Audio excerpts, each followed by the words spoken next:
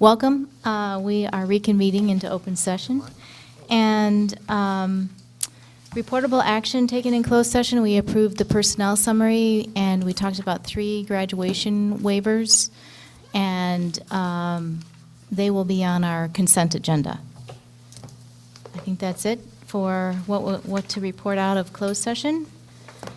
Now I need someone to make a motion to approve our agenda, including time limits, unless someone has something they want to change on the agenda. Okay, I don't. So moved. There's a, Michael moved. Is there a second? Second? All those in favor say aye. Aye. Aye. Okay. Is there public comment on the consent agenda? I see no one raising their hand. So, is there anything, number 9, we are now taking a look at what's on the consent agenda. Does anyone want to pull anything off of the consent agenda to be discussed? Yes, I do. I don't have this out, but it'll be the warrants over $7,500, whichever one that is. It's 17C is the purchase orders over $7,500. And any one of the field trips, let's see, where are we? Oh, God, board policy. Belize field trip, 17G. G. And, Okay, I heard C and G from L. Chuck. 17L? Is the geometry classes? Yes, please. Okay. And I also would like to pull one of the field trips, so I'll just comment on the one that is already being pulled. It's a more of G. a global comment. Okay. And I'll pull them all, E, F, G, H. Running J. the table. J. All right. J. Wow. E, F, G, H. And also 17J, please. 17J is the Leah's. School to Career Partnership. Okay, well, I'm going to get in on the party and pull I. So it's a good thing we went to whatever, double F on this one, because we have plenty other things that are going to go through on consent, but we are pulling, would someone like to make a motion to approve the consent agenda with the exception of items 17C, E, F, G, H, I, J, and L? Anyone would like to make that motion? Could you repeat that, please? C, E, F, G, H, I, J, L. Yes. I move we approve the consent agenda with the removal of 17 C, E, F, G, H, I, J, L for consideration. Is there a second? I second. All those in favor say aye. Aye. Aye. Wow, that was a record. I just want to go on record that was a record number pulled off of consent. Student trustee reports. We only have 3 of you tonight. Okay, we're going to start with Maddie. Okay, so Drake is doing very well in athletics this year. So we have a bunch of reports from that. So in the MCAL championships, we have girls and boys cross country, girls and boys water polo, and girls volleyball. In the NCS finalists, we have girls volleyball. And then NorCal championships, we have girls volleyball. So they're playing Lincoln on Wednesday. Girls water polo, they're playing Rio America on, I believe that's Tuesday. I think tonight. Yeah, tonight, this Tuesday. And then boys water polo is playing Davis also tonight. And then we also had Socktober for breast cancer awareness, and also raising money for that. So we also had people donate socks. So we had over 480 pairs of socks were donated, and we're actually extending that until the 20th, seeing if people will donate more. And then we also had $200 just in cash donated. And then Student Senate has had a couple of meetings this year. In Student Senate, we're doing subcommittees so that we can focus on lots of different issues with a group of about 7 students. So one of those is clubs and activities, and their job is to sort of raise awareness for activities and clubs at Drake that aren't sports, because Drake does have really good awareness around sports, and everyone's very proud of our sports teams. But we're also raising awareness for other clubs and for drama and for our art programs. We also have an elections subcommittee, and we're trying to make elections for class presidents and for ASB members just more accessible to the rest of the school, and then also trying to give the rest of the school more information about who they're voting for before the elections come up. The other one is about our small learning communities, trying to make it so that incoming 8th graders really have a bunch of information about what the differences actually are for the subcommittees and how they actually are similar, and just being very aware about which one they're putting as their highest priority to be in. And then the other one is classes. So in 2 weeks, we're going to put out a survey to the student body to see which classes they would potentially want to add for next year. And then the last subcommittee is the environment. And that subcommittee is fully supports the potential solar panels at Drake. If that ends up being a plan, that's something that they've trying to make a priority this year. And then also they're just trying to reduce plastic in the cafeteria and just trying to bring Drake's waste down. Thank you. All right, so this week for Redwood, it's Teacher Appreciation Week, and last week was homecoming, and we had a super successful homecoming. We changed our homecoming court to when the king and queen win, we changed it to royalty rather than king and queen to make it gender neutral. One person on our court was Ryan Brady, who was the student who got in a serious car accident, and he will be coming back second semester to school, but he was able to participate in all the lunchtime activities. And our winter sports, we're having a challenge since we're such a big school with cuts, and so we've had to do cuts in basketball, soccer, and wrestling. And in hopes to build community, next week in advisory, we're going to be trying to do another lip dub. And last week, we had a successful mock senate. Thank you. Okay. Mock Senate, No, prior to the mock The senate. lip dub? lip dub. And what is that? It's like a Oh. music video as a Oh, as a school, got it. so we're Lip trying dub. to. Okay, yeah. thank you. Yes, of course. I didn't know either part of it,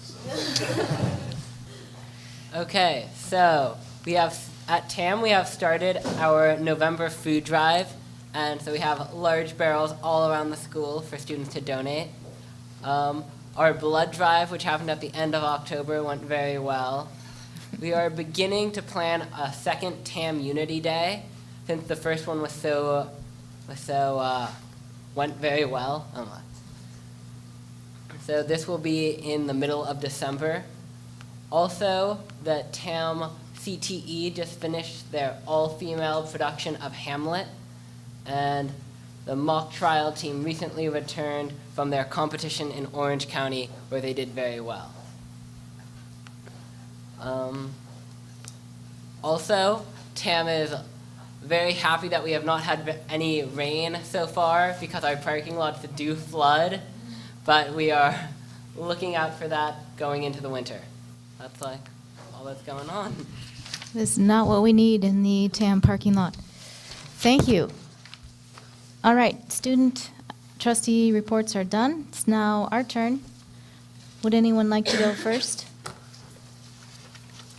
Chuck, you look like you're ready. Okay, I'm ready as ever. I attended with David Yoshihara and Aaron Parling a Wilderness Risk Managers Conference. Mostly, what am I, oh, dear. I'll start over again. I attended with David Yoshihara and Aaron Parling, a Wilderness Risk Managers Conference. The emphasis, though, was on foreign travel, and as it relates to the TAM district. Some interesting workshops. What I got from it was that we probably should look at our consent forms in terms of informed consent for students going on these field trips, and our ability to respond to emergencies should one occur on a field trip. Somebody gets into a car accident in the south of France and they're in the ICU. What do we do? What do we have going for us? Chuck, who else attended this conference? Were there other school districts from throughout the state of California, or was it a national? Typically, we are typically, I've gone to this conference for a number of years. Typically, we're the only public school there. But there are a number of independent schools, and then a lot of foreign travel programs and wilderness programs. The emphasis on the conference is on wilderness, but we were really there to look at the foreign travel and sort of the big picture of how you run, how field trips can be run more safely.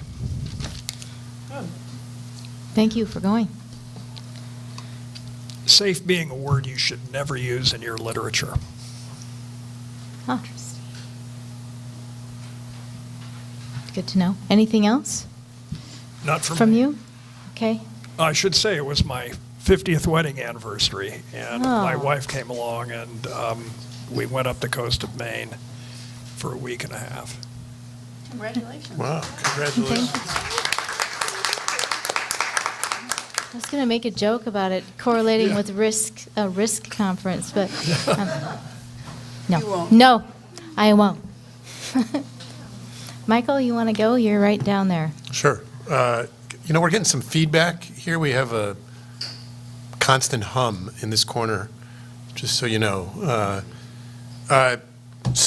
Just three things. First, I want to praise staff at Redwood and at TAM for, I thought, a very professional and sensitive way of handling our responses and dealing with students and staff and parents in the community to those threats of violence. I'm really very proud of the way everybody came together to do that. I also thought that our written communications were quite thoughtful as well. So I just want to express my appreciation for that. I spent the morning at Redwood visiting a social issues class, which was very interesting. Very impressed with presentations by freshmen, really. It was very, very impressive. And I spent this morning at Drake, visited multiple classrooms and the wellness center. So, best part of the job. Thank you. Barbara, you want to go next? I do. I have quite a few things I want to comment on, but the first is particularly to thank Drake ASB for the work, the acknowledging breast cancer work that we're all doing in all the schools for the zero breast cancer presentations that were available during lunchtime. I got a chance to visit, as it were, two of them, one at TAM and one at Redwood. Can't thank you all enough for this effort. So many of us are surviving because you work so hard to get the word out. Other things, this may seem unrelated, but it's not. Speaking of health, I just received notification that one of my physicians will no longer be treating us at this site because this physician lives in the East Bay and can't do the commute anymore. And I think that gets to what I'd like to highlight next, which is housing and housing initiatives. And I think, David, you brought to our attention a program that may serve to offer teachers the opportunity to put a down payment on potential property. You may be talking about that. But what we did in the efficiency and effectiveness meeting that came last week before the JLAC meeting, we were presented with, I think, a fairly novel idea. And I'd like to briefly let you know that Azalia Renfield is the Executive Director of United Educators Association for Affordable Housing, Inc. These are a group of very sincere individuals who voluntarily are trying to raise awareness among certainly the teaching community, at least the certificated community, about the notion that, like military, that to address our housing, or rather our staff shortages in teaching in particular, that here's a grassroots attempt to bring the idea that the federal government, in the similar way that they treat the military, offer a stipend to potential teachers and educators in the business. I know people are going to, oh my, your eyes are going to roll back in your head, but I think this is something that we can talk about, that we can continue to put forward, particularly the teacher groups. If they can get some backing, I think it's a discussion that's happening right here with us. Maybe we can make some history and improve the chances for our retaining qualified personnel in our school district.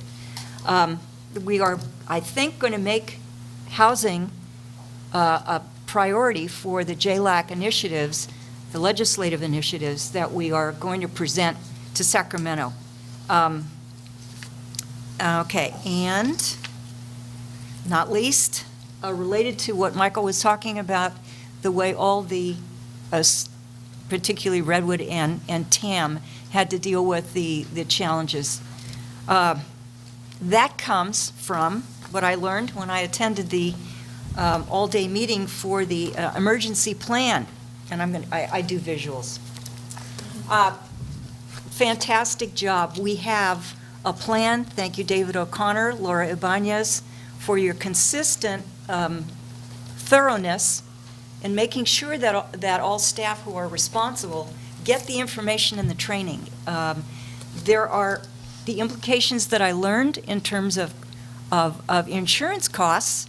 A simple thing like documenting everything never occurred to me, but that those were the requirements for our trying to contain whatever costs may have out of some kind of disaster. So I was very impressed with their training. I believe and somebody can correct me, we have the opportunity for the board to be trained by this group, and it may in fact be, some of the costs may already be covered.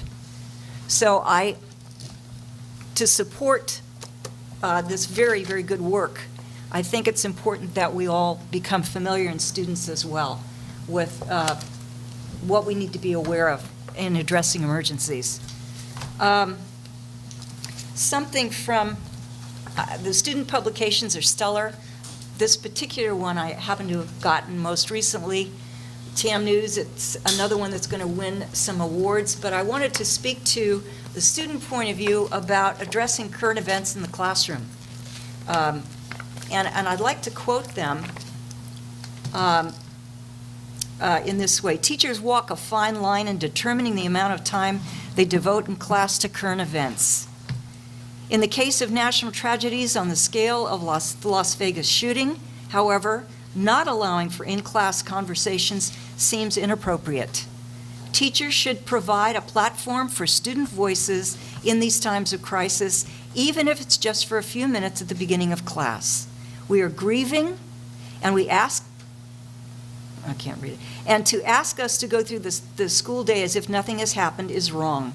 In the opinion of the TAM News staff, our school should be both a place for students to have productive and informed conversation about events of this magnitude, and and an institution that endeavors to make its curriculum relevant to the whole student. And that's from an editorial from the current edition. So that's it. Thank you. Thank you, Barbara. Barbara, do we have a date for the JLAC trip to Sacramento? Yes, I want to say the 17th. Of, I'll get it. January? I'll get it. I got it right here. He's- November, yeah, I got it too. December, And students are welcome to join January us on that 17th. trip. Yeah, January 17th. So okay. you do have to miss a day of school. But I'm okay with that. you're good. Thank you, Barbara. Leslie, do you have anything to share? Yes, briefly, the Golden Bell was postponed a month. It was canceled in November, so I did not attend. And wanted to mention two other things. One that you'll probably expand on, so I'll be brief, but you and I were fortunate to have a tour and taste test of the Conscious Kitchen program and the Willow Creek, and it's at Martin Luther King. It's actually a very interesting program, very community-based, where you, the chef works closely with staff and the students, and it becomes, talk about project-based learning. It's a complete project-based learning event, and was very, very interested. So I really enjoyed that and look forward to learning more about that. As that moves forward. But then I also wanted to also say that, kind of echoing what Michael was saying about how impressed we've all been with our district staff, especially at TAM and Redwood. I had this time my son goes to TAM, so I felt it from a board member, what I was hearing as a board member and as a parent, and I thought, how lucky I am, because I know firsthand what high caliber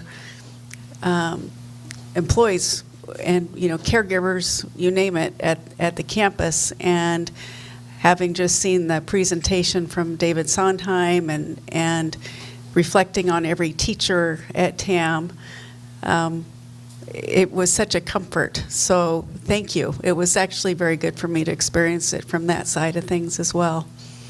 And that's all I really have to report. Thank you. Okay, thank you.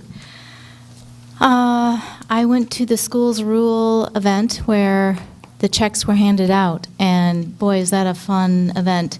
I just wanted to report to the rest of the board what all 5 of our schools are doing with their schools rule checks. So Redwood is going to reconfigure the library so that it's more 2017-ish and has more workstations for people to come and work at before and after school, and they're very grateful for the check they received. TAM is going to continue funding their library aide who stays till I think 7 p.m. and also use some of the money to go towards their TAM Unity efforts. Drake, and I might not have this right, so I see Liz back there. You can tell me if I'm wrong. I think that they are using their money from Schools Rule to work on their wellness initiatives. Did I get that? I'm getting a nod. Okay, good. Tamascal is going to put their money towards mindfulness training and art supplies. And San Andreas got a very small check. It's by ADA. It's not, so this is an example of equality, not equity, which is a conversation I know Schools Rule is having, but, kids who probably need more money are not necessarily getting more money. That's a different conversation. Anyway, San Andreas is going to use their $1,600 to go on some field trips and have guest speakers to help the students who go to San Andreas connect real-world experiences and opportunities with what they're doing at San Andreas. So that was a great event. I also went to the TAM Unity Day that Jake talked about and had a nice conversation with TK Dulkey. I think I called him TJ and realized it right after he walked away. I avoided the Johnny's Donuts food truck, and a peer resource kid told me that the lavender essential oil is what I needed to de-stress, so I got that. There were yoga mats up, and it was a very feel-good event, and I'm glad to hear that they're going to do another one in December. I went to a couple water polo games. Drake is amazing. Both girls and boys just dominate in the pool. And then finally, Leslie talked about the Conscious Kitchen field trip that we went on. Got a free lunch and saw a bunch of little kids. But I also went to RED Talks at Redwood. And RED stands for Research, Education, and Dialogue. This was we were all invited to go. This is a new collaborative effort between Kathy Flores and Stephen Hart, English and Social Issues, a combo class, 60 students. It's very project-based oriented. And they had their first collaborative projects to present, and the topic was Cruise Control to In Control, Shifting Perceptions Around Mental Health and Wellness. And I wasn't able to be there the whole morning, but the 3 presentations I saw were so impressive. These were 9th graders, 4 students working together to present issues and end up with a call to action. Lots of great questions coming from the student body. It was terrific to see what they were doing. The 3 topics that I saw were suicide, body image, and marijuana addiction. And I was happy to see that Jessica Colvin was there, our wellness director, taking notes, because there were lots of there were some facts that I wasn't sure were. I kind of wanted to put the brakes on some stuff, but so I guess, well, okay, retract what I said, but there was some fact checking that may have needed to happen. So that's it for me for my update. And I talked a lot, so my board president's report is short. I wanted to thank all the schools. There's also, we mentioned Redwood and Tam. Drake also had some an incident that was in the news, and I just commend all of our leadership for the fine work that they're doing, and staff and students for persevering in tough times. I received a Be the Influence newsletter today as a former parent of the Tam Union High School District, and I just wanted to share with the board, I'm not sure if you know about this Be the Influence. It started at Redwood in 2010 as a parent resource providing facts on substance use and tools to help our students make healthy choices. It's really a parent resource, and it's become this huge network. It started at Redwood, now it's all 5 Tam Union schools. It's San Domenico, Marin Catholic, St. Ignatius, and Drew. So this is a network of parents who are now signing on to talk to each other, become better informed about what's going on out there, and it's very powerful and grassroots oriented. So I want to let you know that that's going on. Okay, I'm done. Thank you, President Anderson. I'm going to begin this evening by reading a public statement that we will work with sharing with the student trustees, particularly Redwood, afterwards, should they choose. This is related to an incident that occurred at Redwood High School a little over a year ago now. This past summer, the Tamalpais Union High School District filed a court action to obtain a restraining order against a former student who had engaged in threatening actions against the site administrator. The district's effort to secure a restraining order against the former student represents the district's commitment to the safety and well-being of staff as well as students. This particular action, however, had to be suspended because the former student appeared to evade service of the court documents. Nevertheless, the district is continuing its efforts to determine the location of the former student and to potentially resolve the matter through settlement. The district will, in any event, endeavor to hold the former student responsible for his actions. So that's a statement I'm going to read tonight. We do plan to make that public, and we'll share with the student trustees as well in case they would like to share that out. So I heard a lot of great events. I'm not going to repeat all of them, but a few to expand upon in some different ones. On October 27th, for those who aren't familiar with the team program takes hikes every so often, and I try to do at least once per year, and that even pushes me. October 27th, I got the pleasure of accompanying Lenny and Diana along with Chuck, and some of you may know John Liu, who's a regular on these, I heard now, as we hiked through Devil's Gulch and up to Barnaby Peak. It's about 7 miles, I think. It felt like longer than that, but they told me it was 7 miles. It was a fantastic view, albeit the day was a little bit warm, I'm told. As you heard Trustee Owens share, I met with a firm related to, I like to use the term workforce housing rather than affordable housing. I think affordable housing has a different connotation. This is a firm that I'm trying to work with the county office because I think workforce housing is applicable to all of Marin County and not specific to TAM districts. I'm waiting to see where Mary Jane and company land on this. But the basic premise is this firm does have a sizable startup fund of which to help with the down payment for school district employees. They've started this already in some of the South Bay counties, which we also know is very expensive to live, but essentially splits that 20% down payment, half between investment firm essentially, and then half by the employee for workforce housing. Other than that, there aren't a whole lot of strings to it, just that they are an employee of the district. So it is something that certainly has some potential. I'll keep the board abreast of that. Monday, yesterday, I guess, I was able to attend a film at the San Rafael Film Center called The Long Shadow. For those who haven't seen this, I would certainly encourage you. I'm trying to see if we can bring this to the county and possibly to our district. It's essentially a conversation around race and racial equity, which, as people know, we're doing a lot of work on. It focuses specifically around the role of slavery and its impact essentially on the history of the United States and traverses through the years with particular emphasis around some of those key areas, particularly Reconstruction, Civil Rights era, and to some extent around the Great Depression. So we had a Q&A with the executive director and another position that's sort of involved with outreach. And they have certainly an interest to reach out to our community. We had a few Q&A from the audience of former parents, and since some of our schools were specifically named in that conversation, I felt I had to go up and introduce myself since some of our schools were called out in terms of needing to bring this to our community. So hopefully someday if you hear The Long Shadow, you'll know where that's coming from. They have a website that you can certainly search.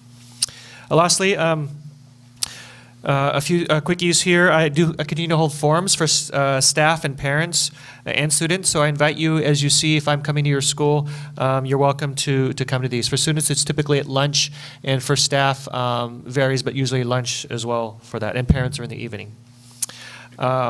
We are also, staff is still working on the transportation needs. This is came up, some of our equity work around transporting of students from Marin City to Redwood, San Andreas, Temescal.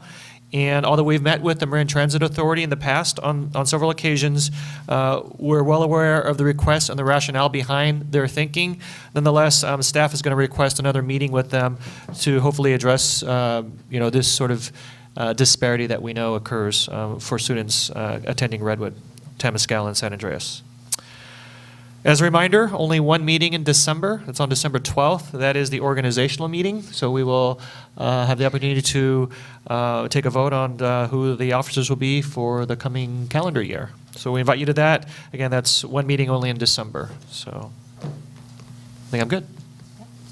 Communications? In board communications tonight, you should have from Marin County Office of Education 1617 parcel tax summary as referenced at the last board meeting on October 24th. You also should have an updated MCOE 2017-18 parcel tax summary. Email from, I apologize if I mispronounce this, but I think it's Roya Lowell, student, dated November 6th regarding vegan options at Drake High School. Monthly enrollment comparisons for October, dated November 3rd. And then a memo from Whitehurst Mosher, dated November 9th, regarding voter analysis for potential revenue measure. Can I say something? Yes.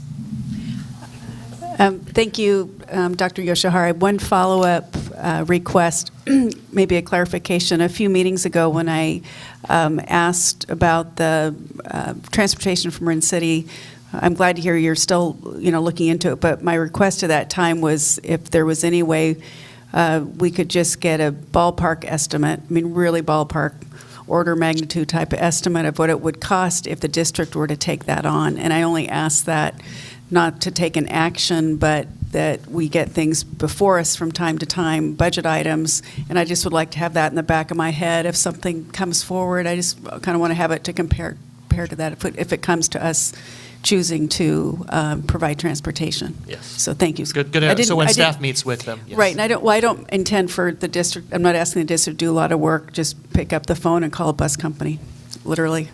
Thanks.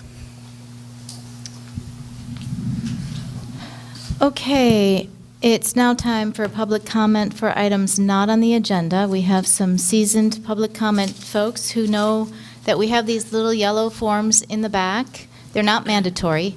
They do help us spell your name correctly, and I can organize the speakers. So if you would like to make a comment for any items not on the agenda,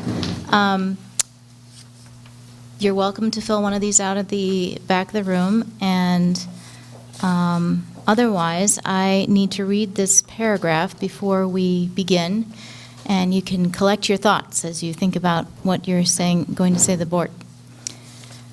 The board recognizes the value of public comment on educational issues and provides this time for members of the audience to address the board on any school-related matter not on this agenda.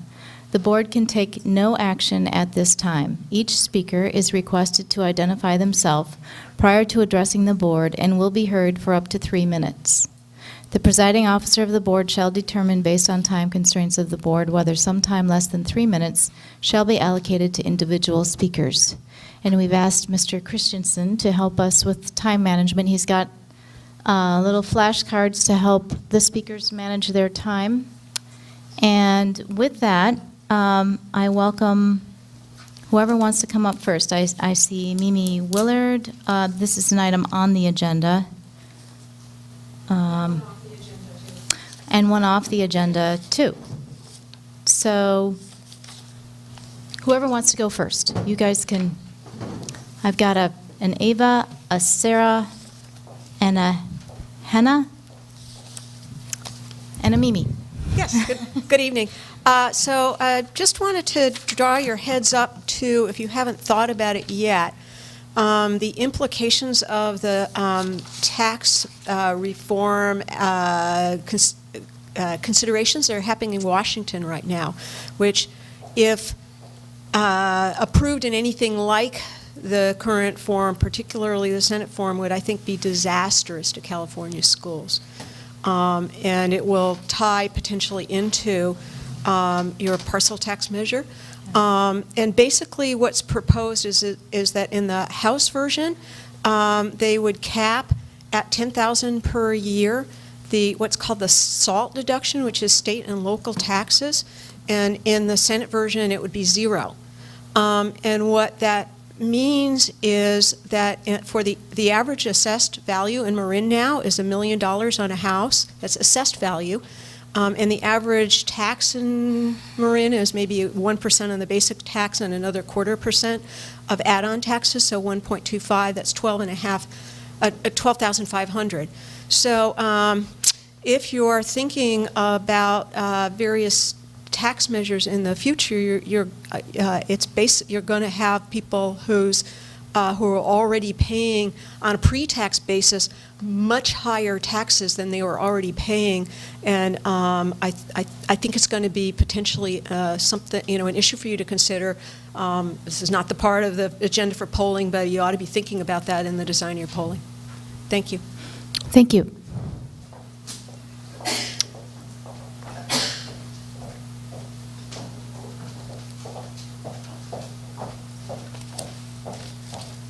Hello, my name is Hannah Lopez-Rahimi. I'm a Spanish teacher at Tamalpais High School.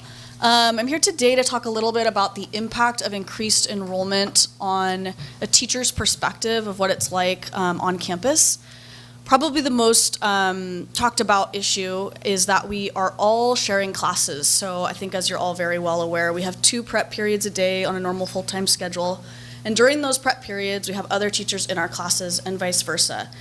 Initially, last year, I had 2 different classrooms, 3 and 2, and I changed every single day. I had to switch classrooms.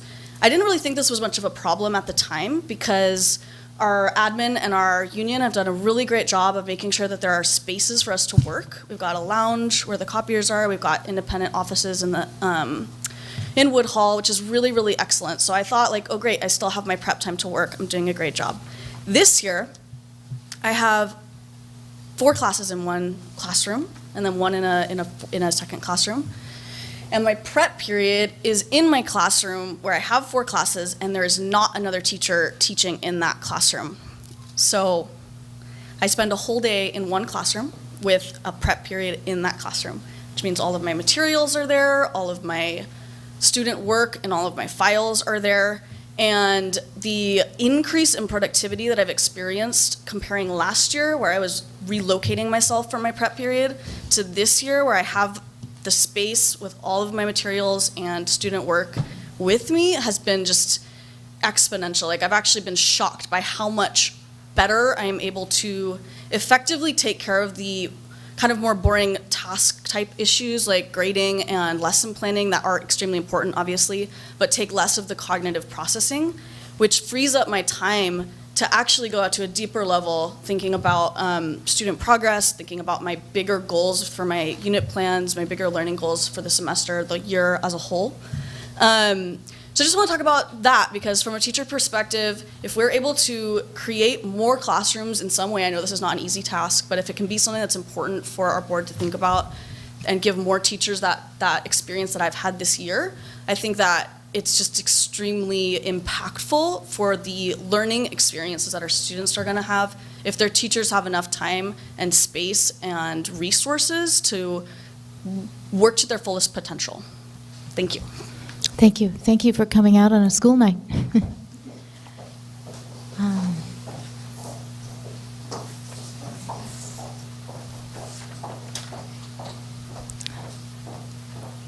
So I'm Sarah Ewell, and I'm a second year at Tamalpais High School. I never say that full name all the way through.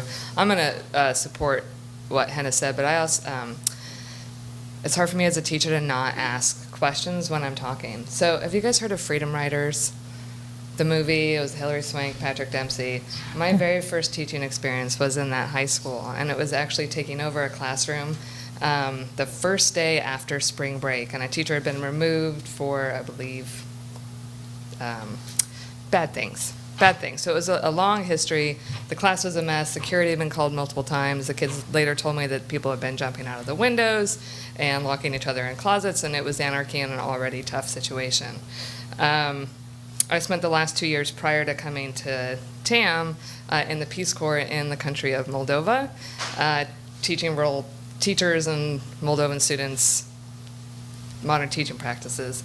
My first year at TAM last year was one of my most difficult teaching ever. And a large part of that, one, was my commute. Part of that was my own ignorance of Bay Area traffic. I'm not from the area, but I was living in Oakland, and the longest it ever took me to get home was 3 hours. Oh. And that was, Thursdays, hour and a half, 2 hours is pretty normal. And that's certainly costly in terms of energy and intellect, mental capacity. But and to give you, I'm an economics and government teacher. I'm aware of the supply and demand and market prices and all of those sorts of things. But I like to support my arguments with evidence. And one of them, teachers are said to make 1,500 decisions in a 6-hour day, which means four decisions a minute. My capacity for making decisions is based on how many more I have to make. What other bandwidth I have to take in order to remember to bring things between classrooms, or to remember where to tell kids to turn stuff in. I have no question about whether or not transitioning classrooms and sharing classrooms impacts my capacity to instruct and organize and be present in the classroom. I also somehow got lucky this year, and I'm now in a classroom the entire time. I get to have all of my stuff on the walls and all of my weird things that the kids really like and enjoy playing with and interacting with in my classroom. And the management and the amount of depth and devotion and focus I can give to just the teaching practice is, again, exponentially improved. So if there's any debate about whether or not this situation is impacting teaching and learning from my perspective, it absolutely is. Thank you. Thank you. And have a safe commute home. Thank you. Anyone else like to address the board at this time? Yeah.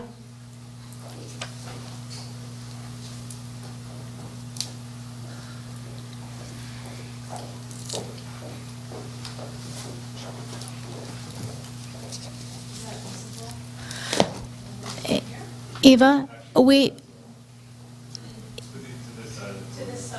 Ms. Crisanti? Yes. The board can't see that. I'm so sorry. I got a request from some activists in the rural South that I make the visuals more readily viewable to the camera, and then I direct my comments to the camera because they can't understand me when I'm talking. So you're making But- a presentation to a national audience and not this board? I'm doing both about, and it's in reference to the issue I've been working on for the past 5 months with the district. But this is not the venue for a presentation to anyone but the board. You see? Well, then I will bring this over here. I will Thank do you. my best to make this clear and to talk very briefly. And since we just spent that time, I'd like to take your time. Sure. Thank you. Yeah. Okay, terrific. Let's do this so that I can flip this.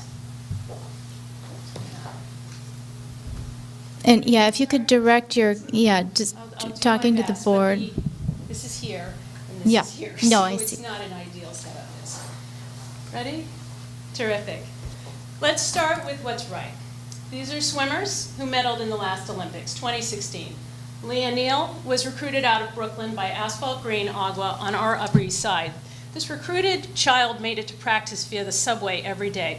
It makes you wonder how it is that Marin County, with its 3 world-class swimming pools in 1 high school district, its cash-rich swim teams, and its surfeit of parent volunteers hasn't produced a single Olympic swimmer. I'll answer that in closing, but first, this is the California Law Code that mandates access to state-funded facilities such as the Tam High Pool, capped at no more than $60 per child per month. For decades, that meant children from Marin City, primarily African American, had regular, affordable summer access to our high school pool. That access no longer exists, and amid record high temperatures, Marin City children now go without either heat relief or critical early swim training necessary to graduate from the district, as the swim test remains required. This lack of access means the district is out of compliance with California law codes. I've spent 5 months trying to convince the board to restore access. Your superintendent's latest communication, which he mailed 4 days past his own October 16th deadline, makes clear to me that he would prefer the district be sued rather than to allow black children back into the pool. How did we regress from a more integrated, fair system? Right now, there are only 2 ways for children to access the Tam Pool in summer: this $1,600 to $4,200 a year youth swim team called the Strawberry Seals, or $300 a week Soma swim classes. I don't know if you see any African American children from Marin City on this nonprofit team. I don't. It pays the district next to nothing for access while blocking working class children. Your superintendent now claims the fact that Soma and the SEALs have, quote, scholarships means that the district doesn't have to comply with California law codes. The obvious logical fallacy: while he claims a fig leaf of scholarships, he intentionally leaves out any actual details. Thank you, Mr. Christensen. The last publicly available tax return of the Strawberry Seals indicates exactly 0 scholarships, and by Soma's own account, there were only 12 one-week scholarships to their program last summer. There are many more than 12 African American children in Marin City who are cheated out of their right to pool access at Tam High. Thus, the scholarships do not exempt the district from meeting the access mandated by the state.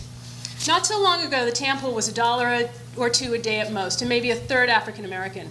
Nobody had type 2 diabetes because we didn't have a $15 billion youth sports boondoggle that restricted working class children from swimming pools and playing fields without actually winning any Olympic medals. Which brings me back to my initial question: why hasn't Marin, with its wealth of facilities and long history of competitive swimming, produced a single Olympic swimmer? The answer is simple: because the parents who control our swim teams have rigged the game to restrict African Americans from competition, and in so doing, they've ensured everybody's failure. Does any swim record from this county have any meaning when African American children have been so profoundly restricted from access and competition. Please stop rigging the system. Thank you. Staff is aware of your concerns, Mrs. Crisanti. Thank you. Is there anyone else who would like to speak up at public comment? Okay, then we will move on to trustee considerations. Item A is our report on goals. Thank you, Mr. Christensen.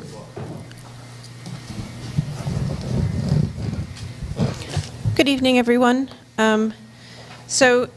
Tonight, it being close to Thanksgiving, and thanks to Board President Laura Anderson's recommendation, I'm going to read from each principal what they are grateful for this year. And it's been quite a year so far. So starting with Drake. Drake is always grateful for our thoughtful and appreciative students who are our partners in learning. We offer our gratitude to the many people who offer services through our wellness program that gives students who need the support and care and love they need to be better in school. Finally, we are thankful we are able to provide support and financial aid to our neighbors to the north affected by the fires. We wish everyone a warm and wonderful Thanksgiving. From San Andreas, we are thankful for so much at San Andreas, but first and foremost, we are thankful for the students that open their hearts to us each and every day. We gratefully appreciate the commitment the district and board have for funding the level of staffing we have to support such an important program for the district. As a leader in the district, I am personally grateful for the emphasis and dedication being placed on race. Not only is this supporting me to be a better and more thoughtful leader, I believe it is having a positive impact district-wide in and out of the classrooms. With much appreciation and gratitude, David Luongo and the San Andreas family. From Tamascal. At Tamascal, we are grateful for now having the physical space that has helped to create one Tamascal community across all 4 of our programs. The students and staff had remarked that the school community and culture feels more unified and cohesive compared to past years, which is beneficial to all. At the adult school, we are grateful for that our immigrant student population live and work in a community, county, and state that advocates and supports those that make great personal sacrifice to further their education and provide greater opportunities for their families and children than they may have had themselves back in their home country. From TAM.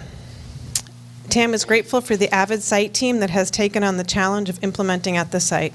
Not only has the AVID team worked to support students, but they have also been champions of AVID strategies across departments. The team stepped up and led the professional development session that increased the interest in staff in utilizing more AVID strategies in the classroom. We are grateful to the TAM Unity Committee that helped to develop and implement TAM Unity Day Feel Good Friday. From soft data collected from students, it was reported that students enjoyed the opportunity to engage in yoga, basketball, and of course the food trucks. We will have our second day in December. We are grateful for the strengthening partnerships with community-based organizations. TAM has implemented the Success Network, which helps to support students that are struggling to make progress at TAM. This focus on our students from Marin City, partnering with Bridge the Gap, 10,000 Degrees, and College of Marin to support students. I am pleased with the progress that we are making with students to address the needs of underprivileged populations. Finally, we are also grateful for the support of the board. We appreciate the presence of the board at the events. It communicates to the community that we are all committed to the success of our students and working together to address challenges that arise at our site. And lastly, from Redwood, David says, the true spirit of a community shows itself in times of challenge, and our community has shown its true spirit. Concern, courage, empathy, and generosity have been the norm, not the exception. We are fortunate at our schools in such a strong community of students, parents, and staff. I think we can all say we are incredibly grateful to work and live where we do, and for the resilience of the entire community and the tremendous outpouring of support over the multitude of issues that some of our staff have faced, that some of our students have faced, and looking forward to a continued good year. So thank you. Yes. Thank you. I just wanted to thank you for all the work that you've done for this. I think you've made such a big impact on every single school through all this. So thank you. Thank you, Violet. Thank you. That makes me teary. I think, and the background to this is, as a board, we often hear and are struggling with all the challenges that we face. whether it's in public comment or a structural deficit or whatever it may be. And I think sometimes we lose sight of all the things that are happening in the district that are so great. And so I thought this month is a grateful month, and actually Mary O'Leary fed us all in closed session, and I think we all have so much to be grateful for, and we need to remind ourselves of all the things that are going really well. So thank you for soliciting that input from our principals, and if I would love, just as a pick-me-up, to have a copy of that. I don't know if the rest of the board would for those days that are tough, to read that. That would be great. I will just format it. Okay. Thank you. All right. Item B is approving the field trip to Hungary and Serbia.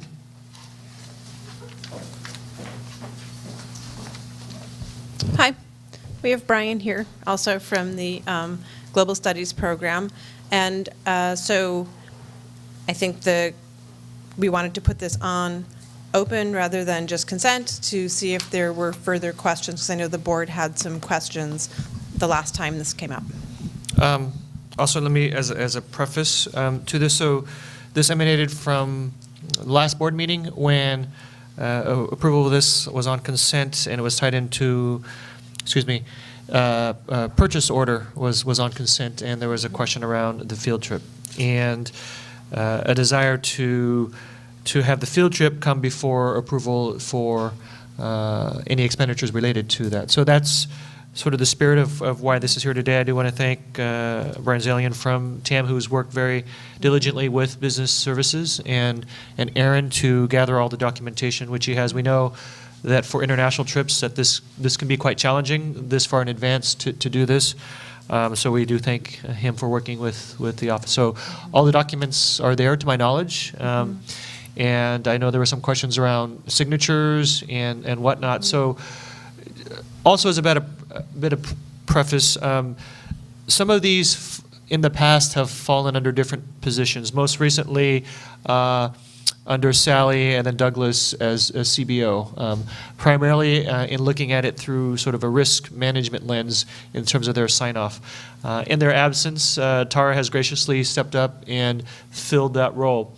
But in doing so, I think it does warrant us to look at the broader process around field trips. And I know Dr. Topi has been working with TFT and I as well in terms of some of the processes. So this is a more complex process than what is here tonight. I think what is here tonight and what the board has expressed is certainly we don't want to harm the students in any way by this.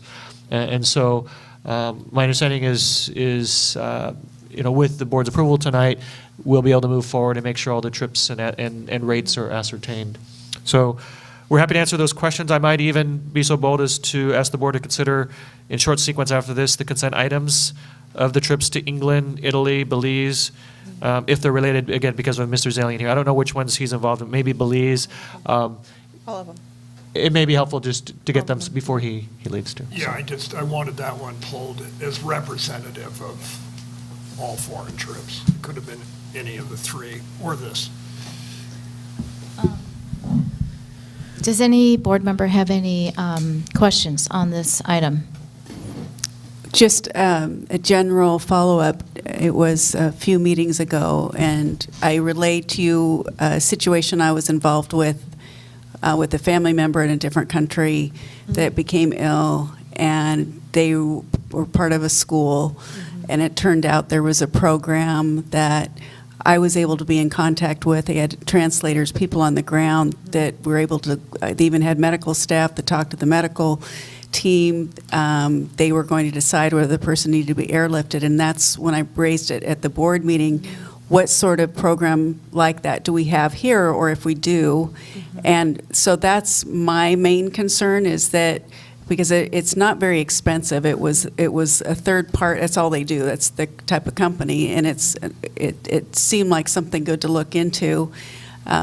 So that's my only concern, is that of course I want to keep moving forward. I completely support the global studies. I've had 2 children go through it. I think it's marvelous, but I heard about this, and I got to thinking about our school, and it sounds like, Chuck, you just went to it, and you as well, to a conference. I would just ask that upon approving these, it's still with the idea that before next summer or next spring, that we get some sort of service, whether we flow down those costs to the participants or not. I didn't get the sense that it's that expensive.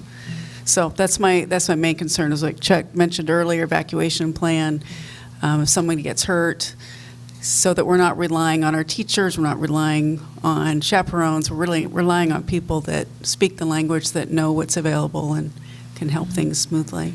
Yeah, I think, Brian, do you want to? I received that request this afternoon from Aaron, specifically. Do you want me to look at that? Yeah, please. Thank you. And thank you for coming tonight. Yeah, thank you. So this afternoon, about 4:30, I received an email from Aaron requesting information about evac in case somebody needed to be evacuated on a program.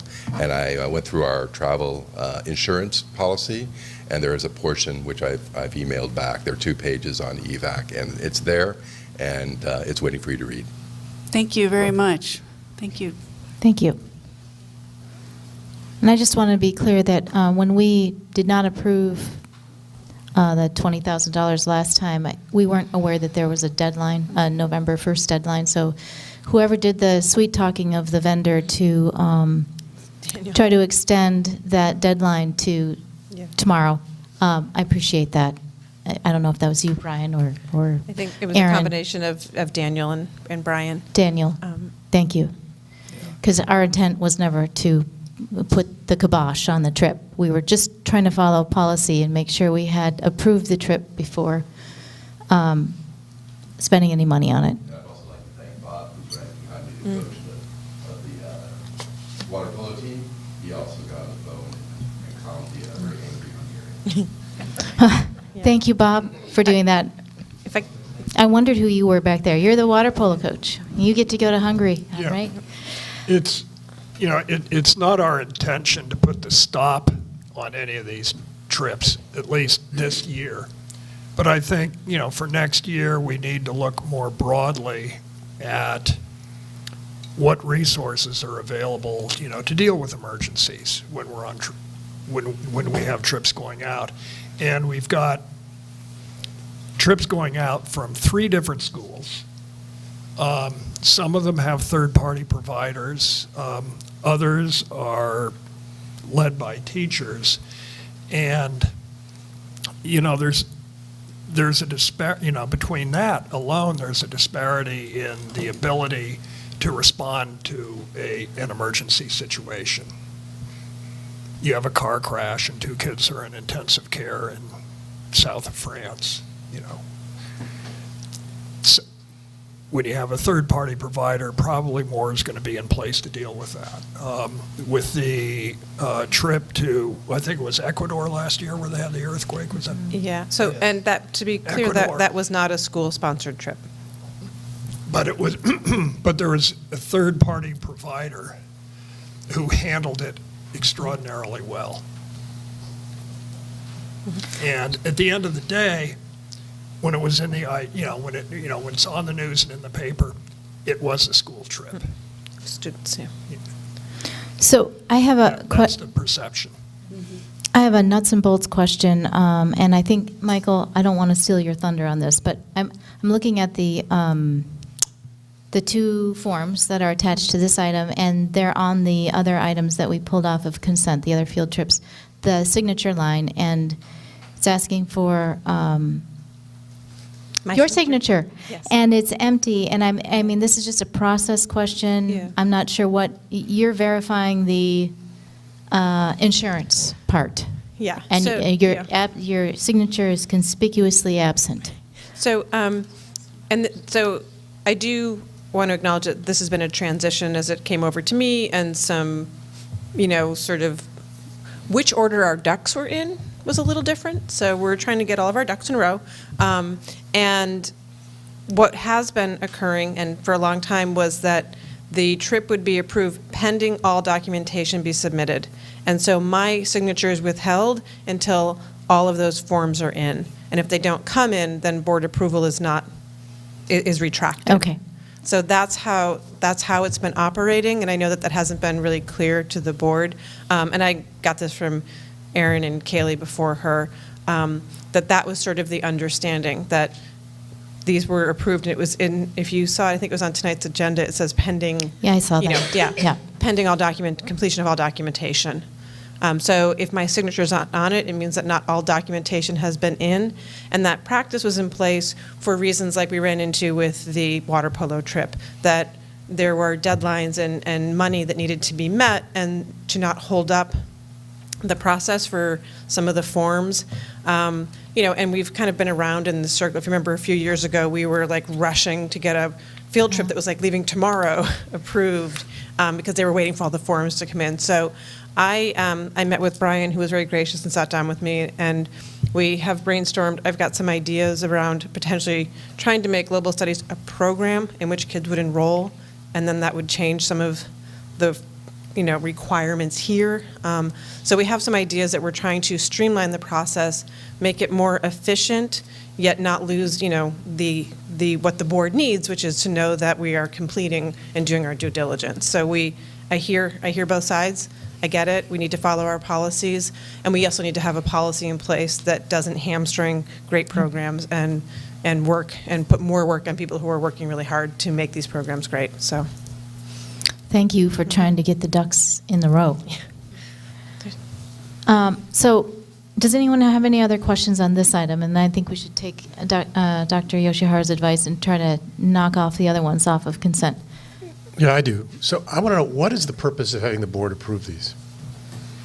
What is the purpose? Yeah, why, there's plenty of stuff that goes on in this district that we don't approve. Why are we approving every one of these field trips? So I read the policy pretty carefully this week, and there's 5 types of field trips, and you approved 2 types of field trips. And so that is out-of-state field trips and out-of-country field trips, and high risk are the field trips that require board approval. Why? I think it's to ensure that we have properly notified parents that this, and any potential risks that might be involved with that kind of travel. And then high-risk field trips because they're considered high risk because of swimming or something like that. Okay, so I guess that makes sense to me, right? There's a certain level of concern that is raised because of the nature of the trip, that it rises to the level of requiring board approval. So my concern last time, and I'm glad that there's been such, in some respects, right? I mean, one of the jobs of a board member is to ask questions, right? And I appreciate the fact that, because last time, at the last meeting, there was no documentation submitted with regard to this particular field trip, other than the fact that it was just an approval of a vendor warrant. And so that's what came before the board, Brian. You're shaking your head, but that's what came before the board. And so the fact that I'm sorry that there had to be all this angst with respect to this, because it wasn't really what was intended.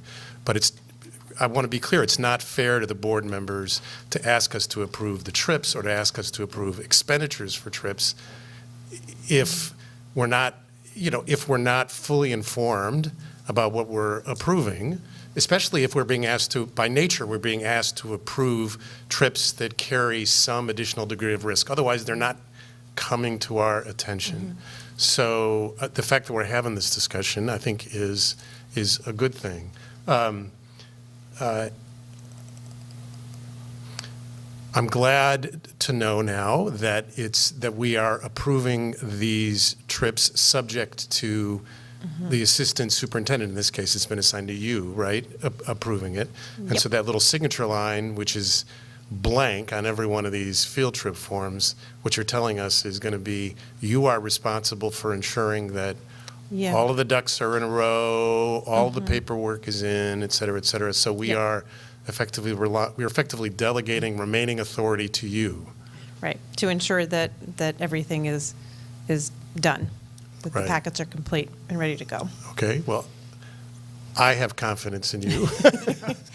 Thanks. It would be, this responsibility has sort of shifted back and forth. So we do have changes in personnel and so forth. So it would be, I don't know what we can do to ensure that that a particular duck doesn't stray in the future, to continue the metaphor, but anything that you can do to make sure that that policy and the procedures sort of match would be good. One of the first things that came to, field trips is a particular area of concern for me, because one of the first issues that came before the board after I was appointed to the board was, there was a rock field trip that had been going on for years, and there were some significant concerns at that time, for those of you who were around at the time, about student safety issues, right? Potentially substance abuse issues, student safety issues. And so, we're responsible. So it's a legitimate concern when, everything doesn't always go according to plan. So I have a lot of confidence in you, Brian. You've been doing this a long time. You bring a lot of great enthusiasm and experience and leadership to this program, which we very much appreciate. I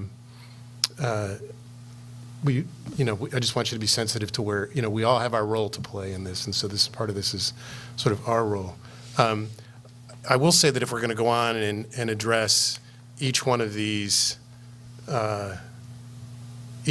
trips, that there's one of the trips that's on our agenda, which is the Olympic National Park trip for Drake High School. I assume that's on our list because it's potentially more risky, right? That's not I guess it's out of state. It's out of state. Right. Out of state. So and unlike the others, right, unlike the one on the Hungary trip that's currently in front of us, there's pretty much nothing filled out on the second page there. And so I wonder, it's pretty much blank, other than just sort of filling in the name of the trip and the teachers who are going to be going on that trip. So I wonder if we would be premature, in your opinion, about approving that particular trip. Yeah, I think this is the second time this one has come up, right? Yeah, Isn't this? and this was the one that, Chuck, you had questions, and we as a board asked that it be reported out. Yeah, but, the answers were to your questions. The questions didn't have to do with that sheet that Michael's looking at. It had to do with, it didn't say how many kids were going. But can you report out to the whole board? Because we actually expressed a concern that we also hear the answers to your questions, and we never heard them, so maybe we could hear them now, whatever questions you had. Well, the questions I had were how many students were going, how many chaperones there were going to be, which wasn't on the form. And then they had the cost per student of the trip, and I just wondered what the whole cost was going to be. But the new form addresses those. I think it's unreasonable to expect to have any of these boxes checked at this point. That's a trip that's running in April. Right. And it's a nightmare for teachers to get all those forms in. It's just horrible. And, that's a trip that's got over 100 students going. That's a lot of teacher time, tracing, running those forms down. Yeah. Even with the with this online thing that we're getting, this expedited stuff, it's a huge headache. It's really tough for teachers to get trips out. So, I have unbounded respect for what, Brian has been doing all these years. It's just, there's just so much work involved that you don't see. Okay, so, but I agree with everything that you said. So the question is, given the fact that none of these tasks on this in this checklist, this form is different than the other ones that we're being asked to approve tonight, because none of the boxes are checked, which I take at face value to mean that none of these tasks have been complete, all of which need to be complete in order for them to go. But nonetheless, this was brought to the board's attention, and not just attention, you've asked for our approval tonight on this one. So why should we approve this tonight? So this is a trip that is it's an annual trip. I do have faith that they will get all of that done. They are trying to secure flights. And what I've learned, thank you, Brian, was that trying to secure flights before December 31st is much easier. There are over 200 kids going on this trip, so they are trying to secure flights and be able to move forward with all of that planning before December 31st. And I think that's one of the things that I need to try to figure out, because it does put these teachers in a conundrum where they're trying to get approval, like they need to spend money, and they don't necessarily have all of the paperwork yet, so they're scrambling to get all of the paperwork in. And that is something that David and I are working with Corey on, again, streamlining some of those processes and creating some online forms for that. But right now we don't have that, so we're in the flux of this. And I think that's what we're paying Tara and Liz Seabury the big bucks for, is that we're trusting them that when they sign that thing at the bottom, all of that stuff is going to be in place. In all fairness, if this were the first time this trip were happening, I would probably not have the confidence. I would say I can't say that they'll do it, but this is the third year in a row they've done this trip. I think they do know what they're doing. I believe that they will be able to pull all of that paperwork together. They're very familiar with the process also. Okay, so the board is clear then, the way I understand it, is that we're being asked to approve all of these trips, subject to completion of all the required tasks and sign-off, including paperwork, before the students leave. And I'm happy to bring back, and that wouldn't be for approval, but I'm happy to report out either in updates or whatnot, like this trip has been approved, so that that there's been follow-up, so you're aware that we are following up and ensuring. I would like just a memo or something in board communications, or something, a follow-up to these. I get it. I know it's... So I would add that the district getting insurance for all the kids for all these trips in one thing takes an awful lot off the plate of the teachers. Yeah, that's something we looked into. Okay, so I want to keep us moving along. We need to approve a bunch of field trips. 16B is the field trip to Hungary and Serbia, and I think we should do these one at a time just to be sure that we have our ducks in a row. So I need a motion. I should ask if there's any public comment on this first. No. Okay. Seeing no public comment, then I would entertain a motion to approve field trip number 1, which is to Hungary and Serbia. So moved. Do I have a second? Second. All those in So, favor? Can we just be clear in the motion, in the phrasing of the motion, that it's subject to the approval of the assistant superintendent, that all district policies have been complied with and necessary documentation has been collected? Who made the motion? I forgot. Who made the motion? Okay, I'll make the motion. I move that we approve the field trip to Hungary and Serbia, subject to completion of all the forms and signature from the assistant superintendent and the principal. Is there a second? I second it. Any other discussion on this motion? All those in favor say aye. Aye. Okay. There, we got it. Thank you for your patience. Now we're on to item 17E, which is to approve the field trip to London, England for Tam High students. Again, I asked the person making the motion to have that clause in there about all the appropriate documentation. Okay, 17E. I move we approve the field trip to London, England, subject to completion of all required forms and the signature of the assistant superintendent and school principal. Is there a second? I second it. We have discussion? Yeah. Yes. I'm just going to raise the issue that I raised with staff before in my email, which is we're spending a lot of time talking about equity, right? We have a lot of these field trips. This field trip is $3,000. This is just an example. This field trip is $3,400 per student. So I know that our foundations are extremely generous in helping to fund some of these trips and so forth. I think it would be a good idea if we had some kind of a study that would indicate over a period of time, sort of demographically, right, who's going on these field trips and where the funding has been coming from and so forth. So we get a sense of whether these opportunities really are being provided on an equitable basis district-wide. Thank you for that comment. Any other comments? Yeah, agreed. Yeah, that was, we are focused on equity, so that has come up. All right, we have a motion and a second.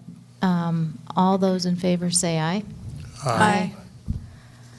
Okay, now we're on to Italy, item F. I move we approve the field trip to Italy, subject to completion of all necessary and required forms and approval and sign off by the school principal and the assistant superintendent.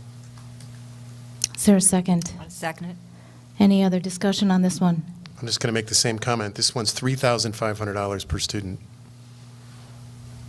Noted. All those in favor say aye. Aye. Okay, this is Belize, item G, 17G.